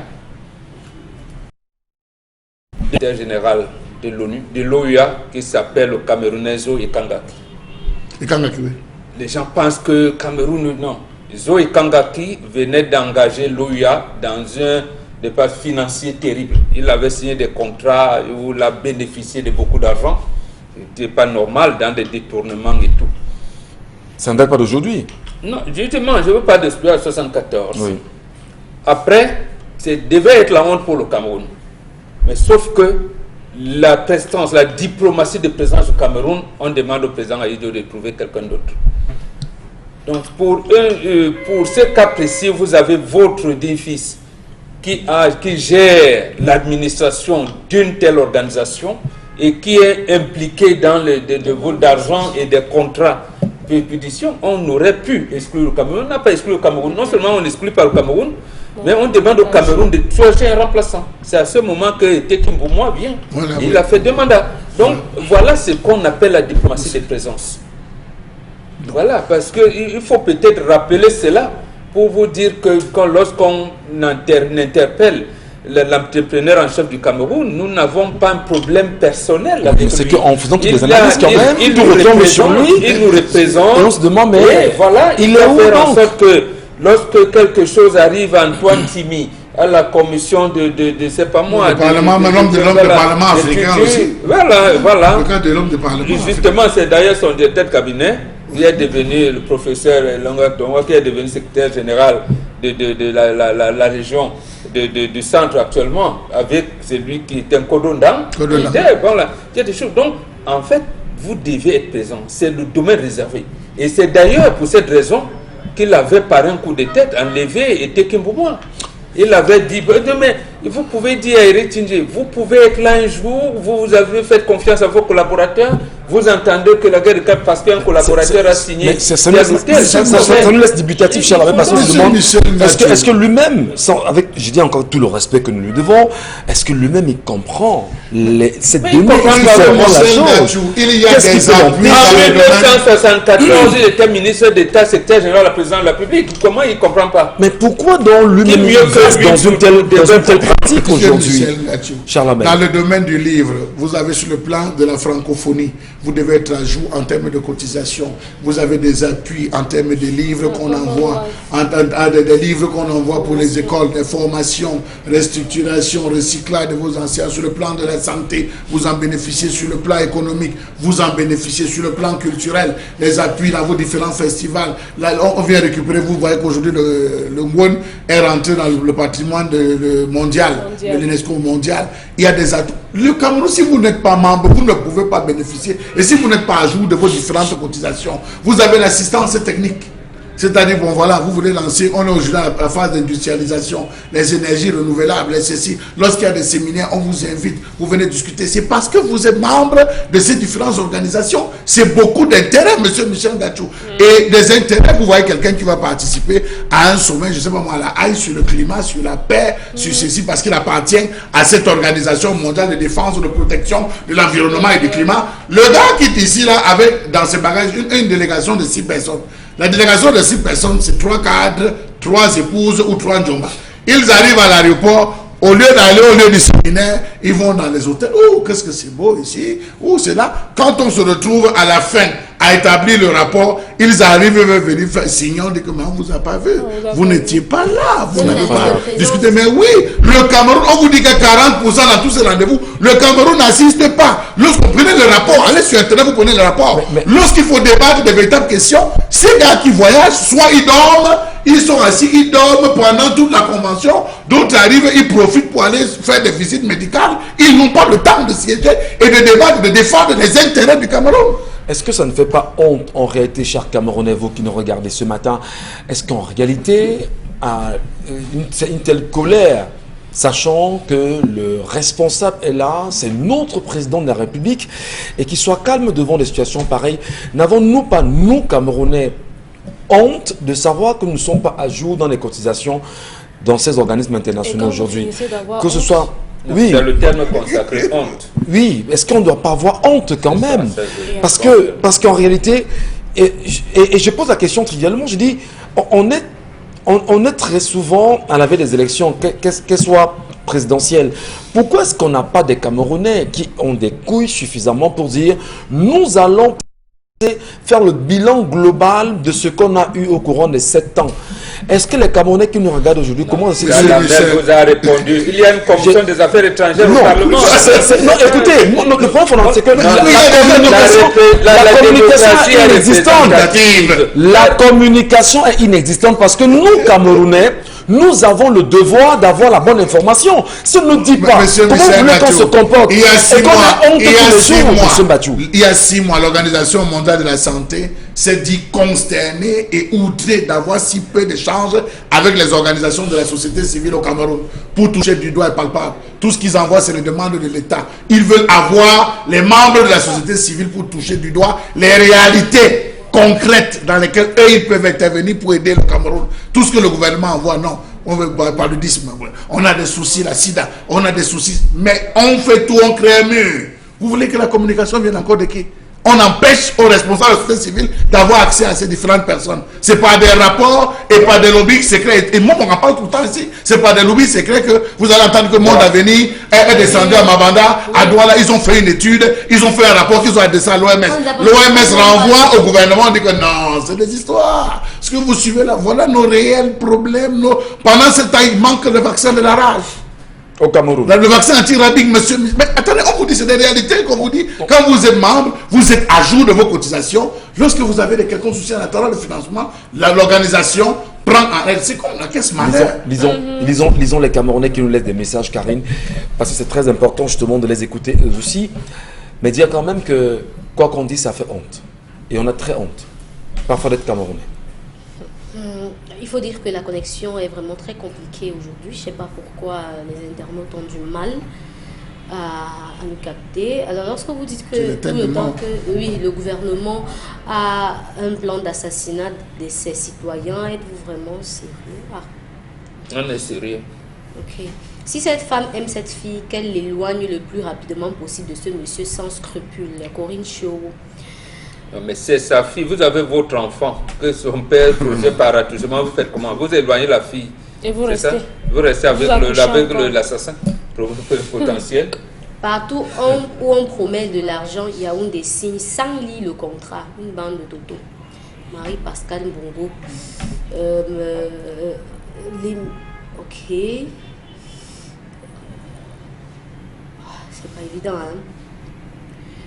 Alex... C'est pas évident, Michel. Non, c'est d'être évident, Karine. Il faut des messages. C'est un problème de connexion. Les Camerounais, oui, on peut comprendre. Ils se plaignent que l'émission a été coupée plusieurs fois, donc ils ont du mal à avoir les messages par rapport au sujet. Voilà. C'est un problème. Donc, on n'a pas de réaction. 196 organisations internationales, mince. Tout ça pourquoi? Qu'est-ce qu'on y gagne? Ce qui est marrant, c'est que nos vieux croulants qu'on a comme dirigeants aiment faire comme si tout va bien au point d'aller s'affilier aux 10 organisations. Tout ça, c'est un réseau de détournement en termes de frais de mission et de cotisations fictives. Le Cameroun est membre d'une organisation de lutte contre le palu, la tuberculose et le choléra, le sida, pour laquelle le pays verse plusieurs milliards de francs CFA. Mais vous-même, regardez alors comment les pathologies sont traitées dans ce pays. On est membre des organisations internationales alimentaires, mais on ne figure même pas dans le top 10 des pays qui jouissent de la sécurité alimentaire en Afrique. Avec récupérez vos CNI, inscrivez-vous sur les listes électorales massivement et faites tomber ce régime. Tony Frank Damchou. Quand vous prenez, il y a un programme dont on aime souvent parler, la WWF, pour qu'on parle sur l'environnement. Alors là, allez voir l'état des cotisations. Allez voir la FAO. Mais je dis, à des moments, quand vous voyez, à l'heure actuelle, on parle d'une crise alimentaire à l'extrême nord. Ouais. Ça, vous n'êtes pas au courant parce que la succession d'inondations, on a tout fait pour tuer. On en parle pas. On a tout fait pour tuer le sujet, que les médias n'en parlent pas. Mais l'inondation, à Maroua, les gens tombent. À Garoua, les gens tombent de famine parce que c'est grave à ce niveau. On va dire qu'on raconte, mais la FAO devait nous envoyer des sacs. L'État qui nous aidait le plus, c'était la Libye. Hein. C'était la Libye qui aidait. Et la Libye et le Tchad, la zone de Tchad. Mais aujourd'hui, ils vont faire comment? Le Soudan est un problème parce qu'avant, il y avait des gens qui allaient au Soudan, qui récupéraient quand même cette aide qui venait apporter. Je vous dis, tant que le Cameroun ne va pas résoudre, et quand on vous dit que le Cameroun va diminuer, réduire, pour résilier ces contrats, il faudra aussi peser les pour et les contre. Parce mais que, avant de résilier, il faut déjà payer ce que vous devez. non, ils peuvent décider qu'ils ne cotisent pas. La FAO à laquelle vous faites allusion, disons quand même qu'un Sénégalais a présidé aux destinées de cette organisation au niveau mondial. Et c'est Jacques Diouf. Oui. Jacques Diouf, mais qu'est-ce que sur le plan agricole ou alors de la nourriture, le Sénégal a plus que le Cameroun? Qu'est-ce qui peut justement, c'est-à-dire pendant qu'on parle, qu'est-ce qui peut faire que le Cameroun, les Camerounais soient aussi amorphes? On a posé la question plusieurs fois ici. Mais maintenant, le gouvernement camerounais peut-il vraiment choisir de nuire à son pays pareillement? Oui. Et de dire justement aux Camerounais, tout va bien. Mais regardez comment les gens meurent d'insuffisance rénale. Vous voyez pas. Donc vous essayez de tuer les Camerounais, vous dites que tout va bien. Monsieur Dominique on Odola, demande Camerounais, tapez sur Internet la gestion du sida au Sénégal, la gestion de la tuberculose au Sénégal, du paludisme au Sénégal. On est rentré dans le même projet il y a 20 ans ensemble avec le Sénégal. Allez voir leur niveau, c'est une réussite totale. Je dis totale pour ces différents pays, tandis que chez nous c'est un échec lamentable. Les messages qui arrivent. Cette femme ne veut pas parler de ses problèmes de ses problèmes et de son mari à sa famille, car elle aime le luxe dans lequel elle est installée au prix de la vie de cette petite fille. Parlons peut-être de confort aussi. Fait que, cette femme s'en fout de son mari, que son mari la trompe. Fermons les églises et les... C'est pas les tromperies là, ça c'est l'assassinat du fille, programmé de la fille. Tromper, ça veut dire que la laisser pour une autre femme, mais c'est une femme ça. Donc vous donnez un enfant à votre charge. Et vous regardez l'enfant là comme une femme. Et elle va rester au nom du mariage. Quand le castre et quand le pend, il y a des gens qu'il n'y a que la mort qui leur permet de cesser de nuire. Notre message, elle met les organes, papa mbombo si. Ok. Un autre message. Cette femme aime justement le luxe dans lequel elle vit. Moi, je ne peux pas permettre à un homme d'avoir ce genre de comportement et de rester encore avec moi. Ça, jamais. Voudrais mieux, madame, t'en séparer pour ton propre bien et celui de ta fille. Michel, pardon, aux téléspectateurs que la femme qu'on a vue ne vit pas dans le luxe. Effectivement, on va dire que... Elle est couturière et son mari fait un petit job. Nous pensons peut-être cette dame voudrait... Elle ne veut pas être célibataire. Voilà, elle veut pas être célibataire. Voilà. Elle veut garder son mari. Elle veut l'amener bien sûr à changer.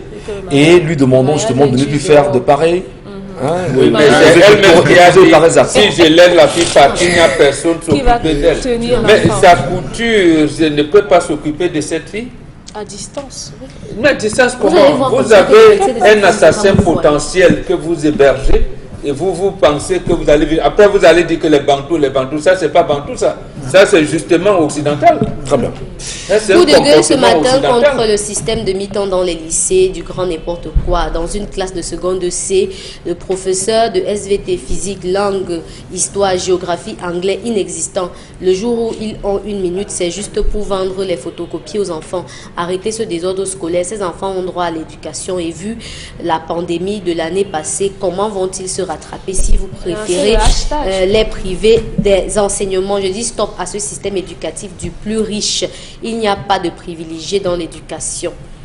Ce qu'il faut préciser, c'est que les enseignants, les collèges privés n'ont pas suivi la mi-temps, le principe de mi-temps, il faut le dire. Les établissements privés n'ont pas suivi. Ils continuent leur cours normalement et on n'a pas encore enregistré dans ces lieux des cas entre guillemets aussi grave que cela, M. Michel Ngatou. Dans le public, on s'est retrouvé, il était prévu qu'en janvier de cette année, on revienne au deuxième trimestre, on revienne au système de plein temps. Mais on s'est rendu compte que les proviseurs ont recruté Bomae, je parle comme au quartier. Ils ont recruté les sixièmes. Vous avez seulement pour le premier tour, vous avez presque 17 salles qui sont réservées sixième. On vient sorti parce que ça a rapporté des millions. Et derrière ça, il y a beaucoup qui se sont construits des maisons. On a beaucoup de personnes qui ont réussi à acheter des grosses voitures. Derrière ce système-ci, M. Michel Gachou. Non, le système-ci est plus productif dans la corruption que l'ancien qui réduisait. Donc, ce premier temps, vous avez 16, vous avez 6 troisièmes. Dans le système de plein temps, vous n'avez que 3 ou 2 troisièmes. Donc, vous voyez que revenir à l'ancien système sera très compliqué. On va continuer avec cet ancien système. Donc, c'est pour rejoindre la maison. On sacrifie les élèves pour la simple raison que les enseignants ont dit que tant qu'il n'y a pas augmentation de salaire, où on ne paye pas les heures complémentaires, nous on continue nos pointages dans le privé et c'est comme ça que les gars font. Voilà. Et c'est vos chefs de l'État. Il faut donc demander aux parents d'agir maintenant. Ils ont lancé, vous avez dit que je fais une fixette dessus. Votre hashtag de 2000 donne pas même pas Rapla. Ils ont fait. Donc maintenant pour l'avenir de vos enfants, faites également des hashtags et exigez que quelque chose se fasse. Et je suis sûr que ça va se faire. Alors qu'on ne dise pas que vous êtes dans une création d'un mouvement d'insurrection. On l'a fait pour la CNI. Vous savez, conseil des Camerounais, vous savez, il y a toute une façon justement d'interpeller les uns les autres. On vous dira plus tard, Monsieur Ngachou, vous avez laissé justement le dire sur votre plateau et pourtant. On doit aller mais la réalité justement, c'est que il faut dénoncer Bonbon Bengan, tout ce qui est. Et vous Tout ce qui est contraire aux intérêts des populations. Merci, ils ont compris ce matin. L'insurrection, Non, pas dit ça. mais en réalité, les Camerounais ne devraient plus avoir peur de la dénonciation en 2021. Vous avez Voilà, dit vous avez dit tout à l'heure. Écoutez, Qu'est-ce qu'on peut faire pour que les Camerounais se réveillent? Maintenant, on dit que. Attendez, non. Vous dites que non. Non, j'ai pas dit non. Merci, c'est vrai, vous avez dit que. Écoutez, on peut dire insurrection sur le plateau de Vous-même donc. après, vous revenez à quoi en disant que mes frères, Ça l'embrouille. mais croyez-moi, c'est qu'à un moment donné, on est perturbé parce qu'on se dit, c'est ça. est-ce que je suis Camerounais? D'accord, oui. Est-ce que je suis fier d'être Camerounais? Oui. À un moment donné, on est dubitatif. On dit, est-ce que je suis fier d'être Camerounais? Est-ce que je suis Donc, quand fier? vous diront, dites que vous êtes fier. Non, je ne suis pas fier de Camerounais. Bon, est-ce que vous êtes donc prêt Sincèrement. à récupérer votre fierté? Oui, on est prêt. Lançons alors le hashtag. Mais puisqu'on en parle, en fait. Non, ne vous contentez pas de parler. Bon, je vous suivrai tout à l'heure. Moi, j'existe à la CNI. Oui, effectivement, je Moi, vous dis, j'ai vous lancez le hashtag, on vous suit rapidement, et puis voilà, on invitera les Camerounais Voilà, on à nous invite les suivre. Camerounais à lancer le hashtag. Vous voulez que nous on lance pour qu'ils suivent? Vous dites même d'abord que ça, vous avez médiatude. Permettez-moi, c'est juste une parenthèse. Vous demandez aux Camerounais, allez taper, allez dans médiatude, allez voter pour votre meilleure radio, votre commenter télévision. chez vous. Ils viennent commenter chez vous. Ça veut dire qu'ils vont commenter sur votre page. qu'on leur a On vous expliqué? envoie le lien. Non, on écrit, appuyez sur le lien bleu et allez taper 3. Mais maintenant, Ils commencent sur votre page. Vous comprenez qu'il y a un problème. encore là. Expliquez-leur Expliquez-leur là maintenant. Ils comprennent Ils pas. sont- La ils répétition comprennent. est la mère de D'accord. l'éducation. Bon, simplement, il y a ce qu'on appelle les awards des médias, initiés sur les réseaux sociaux à travers la page Médiatude, et qui connaît aujourd'hui un grand succès et qui vous a permis, vous, Camerounais, internautes, de vous exprimer sur les appréciations qu'on a aujourd'hui dans le PAC. Le PAC, c'est le paysage audiovisuel camerounais. Quels sont les médias qui font bouger, on va dire, les lignes au Cameroun? Beaucoup ont jeté leur dévolu sur Equinox. Et lorsque vous y allez, simplement, on vous donne 3 propositions. Tapez Médiatude sur Facebook. Médiatude, vous rentrez dans Médiatude et vous regardez. Maintenant, quand on vous envoie des liens, ne commentez pas sur nos pages, commentez pour toucher le lien bleu qui vous renvoie à la page Médiatude et c'est là-bas que l'on commente. Voilà, j'espère que c'est bien prononcé, bien, c'est bien Ok. expliqué. J'espère que maintenant, sous vos publications, vous allez mettre je veux ma CNI quand même. Désormais. Par solidarité. Mais c'est pas ici qu'on vote. Suivez la ligne bleue. C'est pas ici qu'on vote, mais c'est très compliqué. Mais en tout cas, ils ont eu l'information. Allez, Karine Santia, qu'est-ce qui a fait bien sûr le buzz? C'est 24 heures sur la toile. Qu'est-ce que vous nous amenez ce matin comme sujet? Un drame dans la région du Nord-Ouest, à Bamenda particulièrement.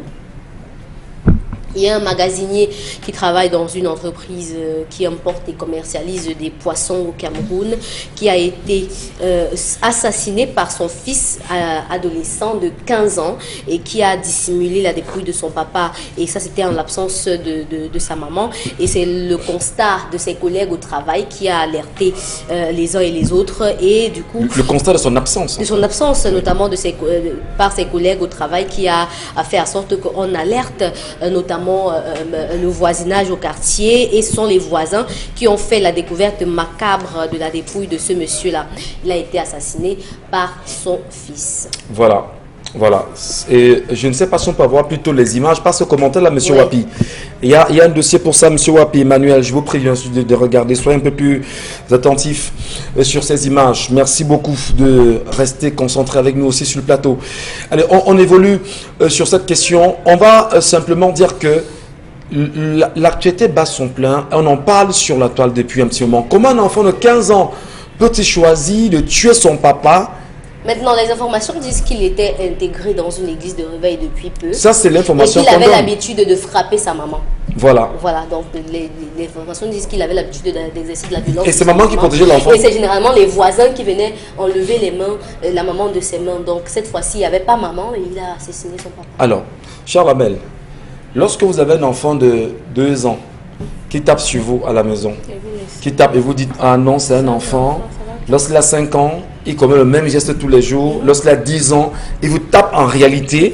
On dit non, c'est un enfant, il va grandir. Est-ce que c'est pas à un moment donné, nous parents, qui sommes justement à l'origine de la mauvaise éducation de nos enfants pour avoir de tels produits aujourd'hui? Je souhaite que les occidentalisés répondent à cette question.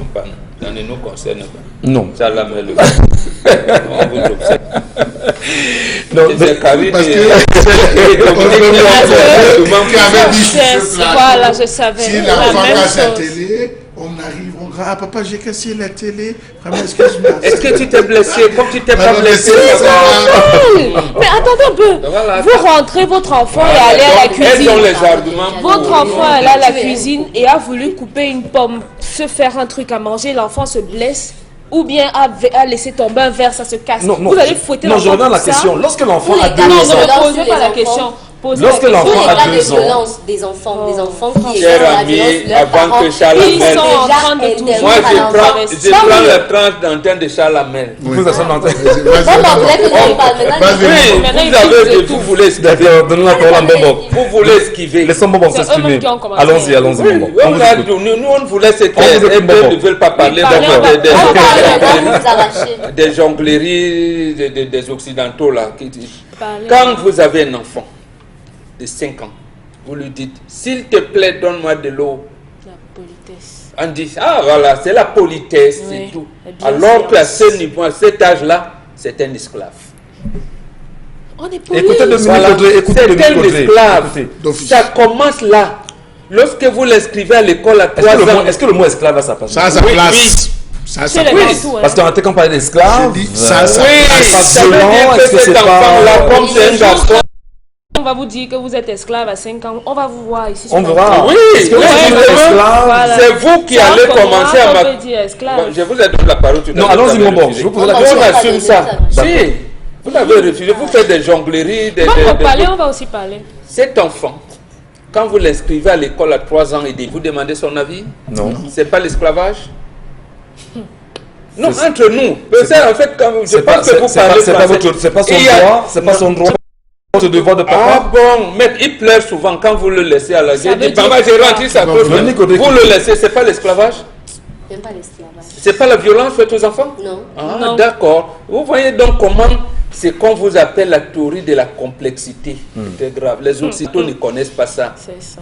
L'enfant, jusqu'à 10 ans, d'abord, comme c'est un garçon, si on l'avait circoncis à 8 ans, il aurait compris qu'est-ce qu'est la douleur de la vie. Voilà l'initiation, ce processus d'initiation. Mais voilà un gamin qui commence à taper sa maman. On n'a pas dit à quel âge. Maintenant, il estime que la bastonnade sur maman ne suffit pas. Il faut tuer papa. Et vous voulez justifier ça comment? Non, c'est injustifiable, mon moment. Vous voulez justifier. Quand on vous dit donc que à ce moment-là, c'est nous, comme vous avez parlé de l'éducation des parents, de la responsabilité des parents, c'est nous qui tuons la société. Nous sommes en train d'assister à un délitement total des valeurs morales. Mais c'est l'occidentalisation qui nous amène là. Parce que quand je vais grandir mon enfant. Là-bas, chez eux, même ils appellent la police. Ici, ils n'ont pas la possibilité d'appeler la police, mais c'est le Dominique Audrey et dit qu'ils vont appeler la représentante de l'UNICEF à Yaoundé. Bon, terrorise les enfants et tout ça. Monsieur, permettez ça, la mec. Non, permettez, non, gardez l'argument, Dominique Audrey. Je sais pas, vous êtes sur le banc des accusés ce matin, on va le dire ainsi. Est-ce que c'est parfois nous parents, je dis bien nous parents parce que nous sommes tous des parents, qui sommes à l'origine de cette mauvaise éducation de nos enfants et qu'on ait des conséquences comme ce qu'on vient d'avoir là?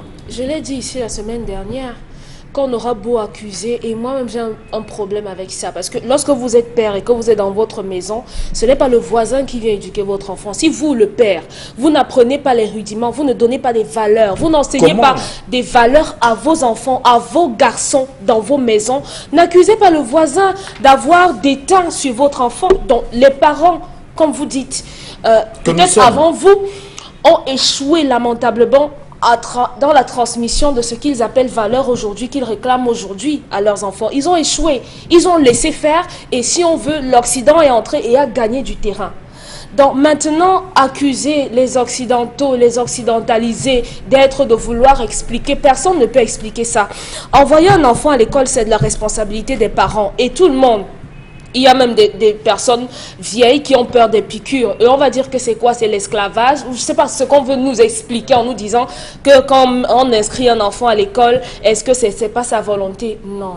On vous dit qu'en réalité, vous voulez qu'on vous explique, à ce moment, même si l'enfant pleure, on le laisse à l'école. On n'a pas le père qui sait. Moi, je veux dire que même s'il peut mettre d'accord 5 ans à la maison, quand le même enfant rentre à la maison, il lui dit, s'il te plaît, donne-moi l'eau à boire. C'est la politesse, père. Ce n'est pas la politesse. Si un père... C'est la déviance sociale, ma fille. C'est ça qui amène qu'un enfant... Non, vous n'avez pas oublié. Vous n'oubliez pas. Il vient avec le pistolet de papa, il tire sur ses camarades. Les enfants sont ce qu'ils voient. Les enfants sont ce qu'ils reçoivent. Si vous, parents... Je reprends la question autrement. Lorsque vous cajolez l'enfant... Cajoler signifie quoi? Attends, lorsque vous caressez l'enfant, à votre enfant, c'est cajoler. Oui. Si vous n'êtes pas capable d'apprendre, si vous n'êtes pas ça ne suffit pas pour qu'un enfant soit comme ça. Permettez. Ça ne suffit pas. On dit ça ne suffit pas. Il y a des parents qui ont été même traditionnalistes, mais que les enfants sont devenus comme ça. Non, l'enfant possible. Laissez-moi aller jusqu'au bout. Il y a des parents qui ont été comme ça. Les enfants ont été circoncis à 8 ans, 10 ans, 11 ans pour certains, mais qui sont comme ça. Pour c'est quoi l'environnement? Tout dépend de l'environnement aussi. Où l'enfant grandit. Où est-ce que l'enfant grandit? Où est-ce que l'enfant fréquente? Avec qui est-ce qu'il marche? Ce n'est pas seulement le parent, parce que l'éducation que vous donnez à votre enfant s'arrête pour vous lorsqu'il a 11 ans. À partir du moment où il est en contact avec les autres, tout ne dépend plus seulement de vous. D'accord. Votre argument, M. Mbatucha Lamel. M. Michel Ngachou, chez les Bantous, un enfant qui pose la main sur sa mère une fois. Non, ne concluez pas, ne faites pas la conclusion avant moi. Un enfant qui pose la main sur sa mère une fois est banni. Banni à jamais. Si même mon frère récupère cet enfant, il entre dans le même principe. Je veux bien que vous suivez. C'est la punition. Un enfant chez les Bantous ne regarde pas son père dans les yeux. Je parle à mon fils, il ouvre ses yeux, je ferme ses yeux. Mon fils ne me regarde pas dans les yeux. J'ai dit mon fils ne me regarde pas dans les yeux. Regardez le père dans les yeux, Monsieur Michel. Permettez-moi, Monsieur Michel, même votre patron, quand il vous parle, vous ne le regardez pas dans les yeux. Ce n'est pas votre égal. Ce n'est pas votre égal. Excusez-moi, je vous donne, c'est les règles de vie Bantou. Monsieur Michel Ngachou, vivez entre vous. Un enfant ne mange pas sur la même table que son père. C'est ça. L'enfant mange à côté. Il ne mange pas sur la même table. J'ai dit qu'il mange à côté. Chacun regarde son plat. Permettez-moi, Monsieur Michel Ngachou, excusez-moi. Un enfant, Monsieur Michel Ngachou. On a dit tout à l'heure, donnez-leur la parole, on n'est pas là. Un enfant, je parle des miens. Comprenons-nous, je vous en prie, comprenons-nous. Je parle des miens. Un enfant ne doit pas son père. Ne pointe pas du doigt. Non, toi-même tu crois que quoi? Ah, le père parle, il se tourne, il fait ah. Un enfant ne parle pas à son père, j'ai déjà dit. Il y a des enfants qui parlent comme ça, monsieur Michel Gacho. En tirant le oui, je vous le dis. Et papa le supplie. Et papa le supplie. Comment? Un enfant ne s'assied pas au salon avec son père. Quand le père regarde la télé, l'enfant est dans la salle à manger en train d'apprendre. Excusez-moi, vous voyez, ça choque les Occidentaux. Ça les choque Ça pas. vous On vous choque. rionnez. Ça vous brûle, c'est comme ça. Monsieur Michel, je termine. Le garçon ne grandit pas à la cuisine. Un garçon ne manie pas, il ne manie pas le couteau, il ne manie plus. Le garçon ne grandit pas à la Mais cuisine. vous nous avez dit S'il que vous vous plaît. vécu seul, vous avez appris à préparer où, monsieur Mbachou?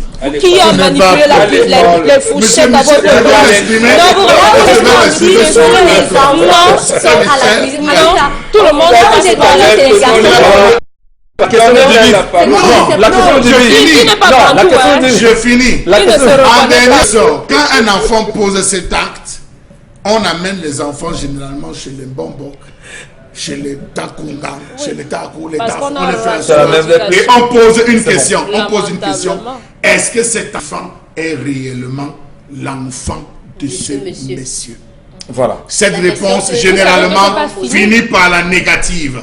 Je n'ai pas envie de la poser ici. Non, on la parce que posera la pas. douleur est encore vive auprès des membres de la famille. Cette maman qui s'est déplacée, qui vient que son fils a tué. Raison pour laquelle jusqu'à aujourd'hui, c'est les occidentalisés. Lorsque vous partez légaliser, faire même l'acte de naissance, on dit toujours que c'est la mère qui connaît le vrai père de l'enfant. Voilà. Donc, je disais que, monsieur, avant non, on va qu'il passer à ne autre me chose coupe, quand même, oui, hein. en une Allons-y. minute, Non, je voulais même pas que si jamais un père, dans le processus d'éducation, de rétrocession de valeur à son enfant, il n'apprend pas à son enfant à dire s'il te plaît, parce que lui-même le père n'est pas un exemple, forcément on aura un individu comme ça qui ne prendra rien au sérieux, qui ne respectera rien. Donc monsieur, apprenez des bonnes manières, apprenez la bienséance à vos enfants et ils vous le retourneront. Si vous parlez à votre enfant comme du n'importe quoi, rassurez-vous en grandissant, il vous parlera également comme Très du bien. n'importe Mais quoi. au-delà de ces questions quand même, et je vais peut-être rapidement donner mon avis aussi, puisque merci. vous me demandez de donner mon avis. Est-ce que Pour vos une enfants fois. mangent à même le sol pendant que vous mangez Non, sur la écoutez, table? Oui. écoutez.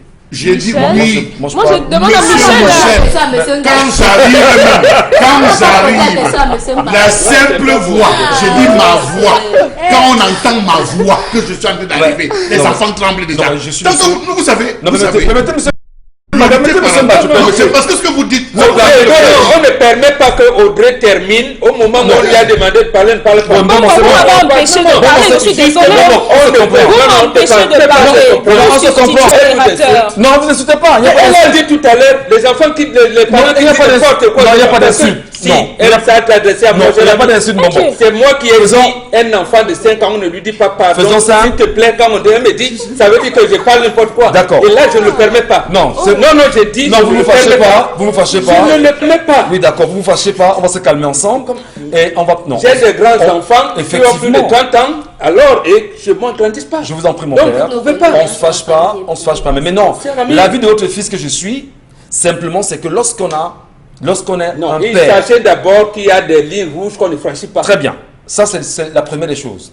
Deuxièmement, lorsqu'on est père, il y a une éducation à donner à ses enfants qui sont telles que les enfants doivent craindre leur papa. Ah oui.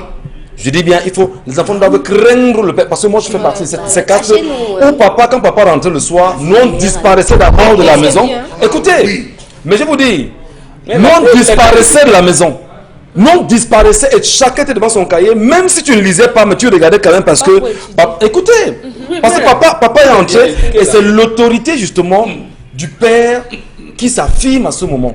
Maman vous dit quand papa ne vient, avant que papa n'arrive, allez prendre vos cahiers et lisez vos cahiers parce que lorsque votre papa va entrer ici, si vous n'êtes pas devant le cahier, c'est moi qui vais lui dire ce que vous faites. C'est ce qu'on a eu. On dit que ça c'est un nu de modestie. Vraiment, hein, parce que vous avez eu ça non, sur la non, meilleure. écoutez, permettez. Vraiment. Moi je pense qu'aujourd'hui, que les parents, gloire au roi, C'est à votre résultat. gloire et louange. La Vous ne pensée. pouvez La pas. preuve, on est là. Pourquoi vous pensez c'est l'éducation des enfants? Vous n'êtes pas un exemple. Non, Vous vous avez n'êtes pas. commencé, on l'a dit. C'est ça que nous ne partagions Bon, pas. donc vous n'êtes pas un exemple. Vous Est-ce que insultez c'est en vrai? public Pas de du tout. l'éducation que vous Papa, avez. pas d'accord. Papa doit être craint. On n'est pas Vous le d'accord faites avec en Papa public, doit voilà être le craint. On n'est pas Ça, d'accord c'est avec C'est la réel même, et vous c'est n'êtes pas africain. différent de ce garçon. La pensée Non, unique, ça, tous c'est les africain, jours. les Mais vous n'êtes pas différent de ce garçon qui a tué son papa. Ah, si vous voulez, si Ah, ça vous non. arrange, Mais si ça vous attendez, fait c'est ça plaisir, vous l'éducation pensez que comme vous avez vous voulez, eue. mais la pensée unique, ça ne peut pas marcher. C'est pas En la tout cas, en pensée ce qui unique, me cher ami. concerne, ça ne On marche dit qu'il y a pas. une pensée occidentale tous les qui jours. dit que rester dans la pensée Tous les occidentale, jours. on ne l'a pas condamné. Tous les jours, vous vous plaignez Paul Biya, Paul Biya, Paul Biya, mais ici, on a l'impression d'avoir la même chose. Hein. Non. Oui, Écoutez, oui, Mais oui, monsieur, oui, monsieur, n'apprend acceptez pas à que... ses enfants d'insulter les Moi, je aînés. suis dans Vous le faites. l'opposition. Il ne fait Je pas suis comme dans vous. l'opposition. Il n'apprend pas à ses enfants Façon d'insulter les d'insulter aînés. personne. Si, vous La savez qu'il a- politesse, c'est la base. Peut-être qu'on ne comprend, on ne donne pas les mêmes significations aux mots qu'on utilise. Vous Bon, l'avez bon. fait là. mais Moi, pensez-vous que prenez les choses au-delà de la à l'envers? Vous l'avez politesse. fait là. Bon, pour nuancer, hein, pour qu'on avance bien, pour nuancer. Dites-lui qu'on ne le fait pas, on ne le dit pas. Voilà, pour le faire justement, il faudrait Ok, que, il faudrait que les ne dites parents, pas, s'il vous plaît, à il vos faudrait que les enfants. parents sachent effectivement que Voilà, pour éduquer voilà un le enfant, comportement des gens. pour au éduquer quotidien. un enfant, c'est pas toujours avec le bâton. Faut Ça aussi aussi. manier la Il faut aussi carotte. manier la carotte et le bâton. C'est important. Et il faut savoir comment hein, on tape à un moment donné, mais on souffle un Quand on peu. l'a tapé, on lui donne un Voilà. petit bonbon. On ne parle pas de bâton, ma fille. Voilà. Voilà donc comment vous interprétez mal. On va- Qui parle du bâton? Si, quand vous dites Nous aussi, donc... c'est pas au sens propre, un bonbon. Vous Si, savez, donc, vous savez- donc, ne parlez pas de ce que vous ne connaissez donc pas. Vous êtes qui pour Bon. critiquer une culture que vous ne connaissez pas? Bonbon, sur Donc, on ce plateau, reprend. je l'ai toujours dit que les parents Le doivent bâton est venu manier où, là? le bâton et la carotte envers les enfants. Comment? Être strict, mais être aussi conciliant. Lui, Comment, vous dites- moi j'ai vous grandi dites- vous quelque dites part. que Je son n'ai pas papa- grandi sur un manguier. Vous dites bonbon. que son papa lui a donné une mauvaise éducation. Oh Et non, là, c'est il pas fait ce qu'on preuve de dit. bonne On ne éducation. l'a jamais Mais il a dit. vous C'est avez vous qui critiqué. dites, non. Vous On a dit critiquez ça. le développement Non, qui vient de se jamais, faire. jamais. Ah, voilà. Je ne l'ai jamais fait. Vous voyez Et je comment- réitère. C'est bon, J'aimerais je chuter, vous en prie. j'aimerais chuter en disant Karine, une petite vraiment. chose. Karine. Je pense quand même que On salue. l'éducation que chaque parent donne à son enfant, c'est pour qu'il soit bien. Quand l'enfant rate, c'est plus tard. L'enfant ne rate pas devant son parent parce que le parent a tous les moyens pour que ça s'arrange. Est-ce que le parent Donc maintenant, quand on vient ici sur ce plateau pour commencer à critiquer l'éducation des uns et des autres, C'est vous qui ça le commence faites. à faire tout mon C'est Voilà, vous c'est qui bon. le faites. Moi, je vous On est renvoie. sur le sujet. Je vous C'est vous qui renvoie. faites du Je sujet. vous renvoie dans On va- on va votre faire sujet. ça. Allez C'est bon, lire. c'est bon, je vous en prie. Voilà le Faites- Bon, c'est Allez bon. lire. Non, non, cher ami. Bon, c'est bon. Je Le vous en prie. premier, allez lire les actes du colloque La famille en Afrique noire qui s'est tenue à Yaoundé du 6 au 11 avril 1997. Allez lire cela.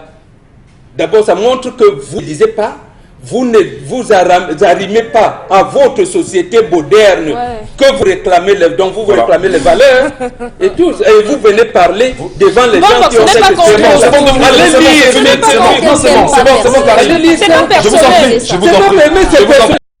c'est une éducation. Allez, vous ne pouvez merci, pas discuter merci de Bonbon, l'éducation avec vos parents. merci C'est pas Bonbon possible. Bengan. Merci à vous madame, Ça, je monsieur. l'admets pas. Allez, on se retrouve demain, 10h sur le même plateau, avec la même famille, la même énergie en même temps. Certainement le Rassurez-vous. même sujet. Après l'émission, on fera l'émission. Faites de la politique.